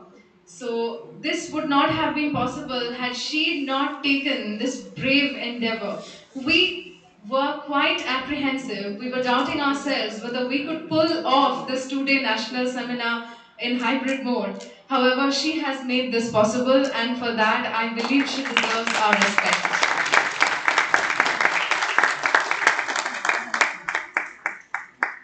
Thank you, Professor Majumdar.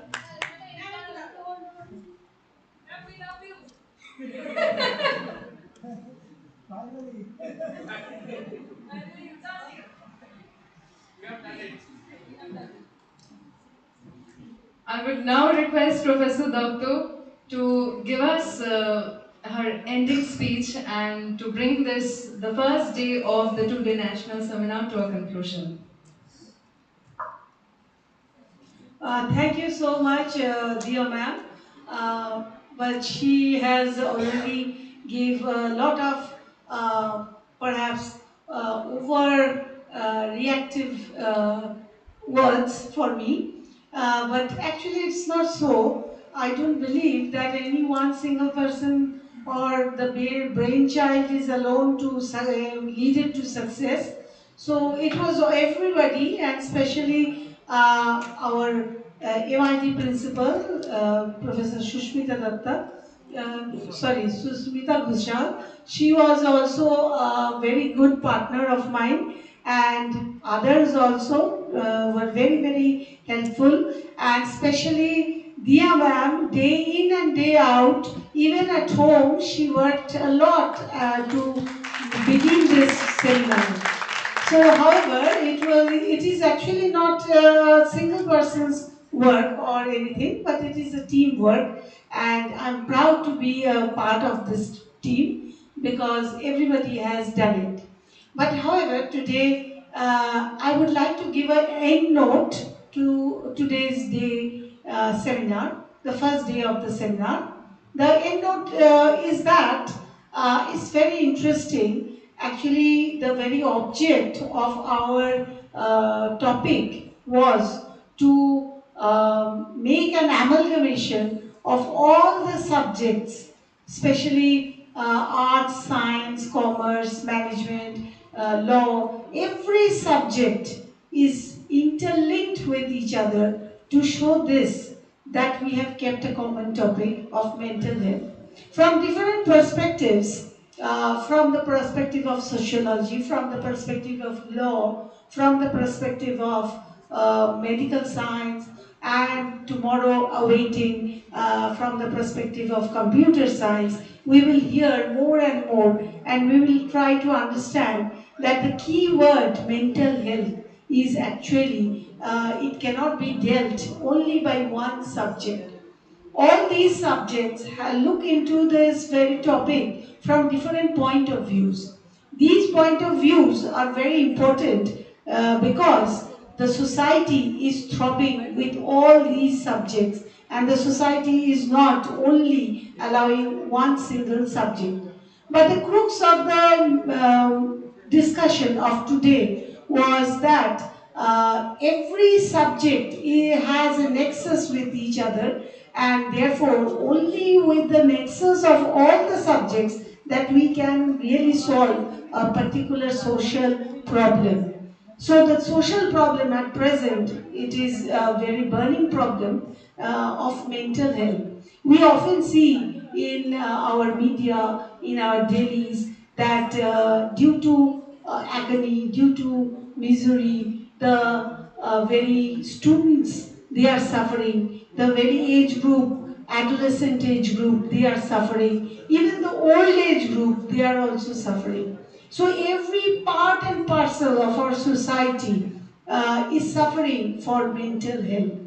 And the most important is that I, being a law from the regime of law, I would like to also upheld that in law also, especially in the administration of criminal justice system, we find that psychology plays a very important role in assessing the mental makeup or psychology of the criminals as well as the victims. So the very object of punishment nowadays, it is constantly changing with the change of the society's mental health. Society's mental health.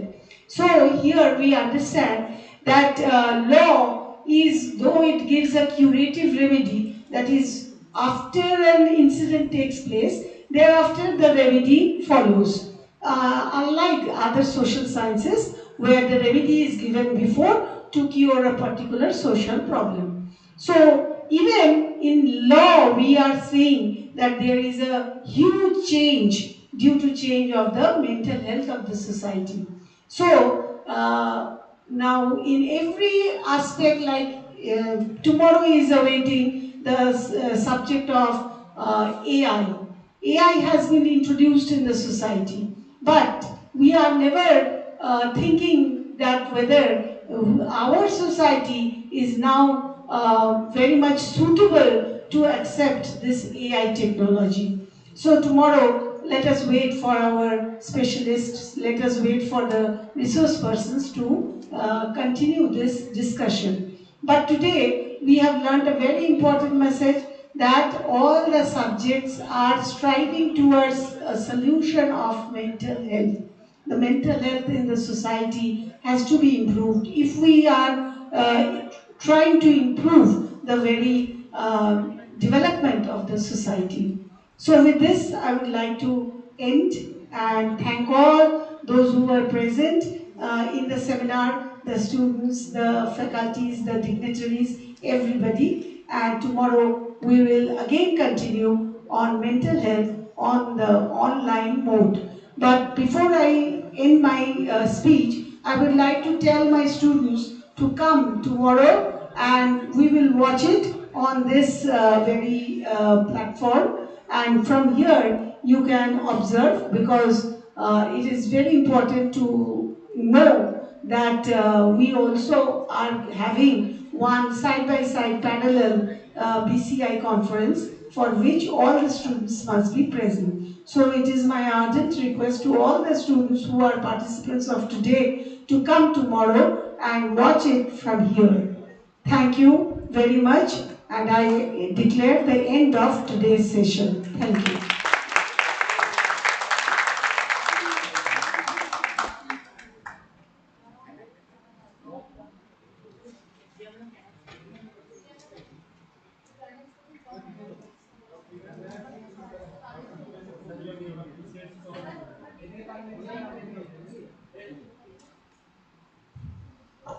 Faculty members who are here of MIT and LCT, please, on the stage.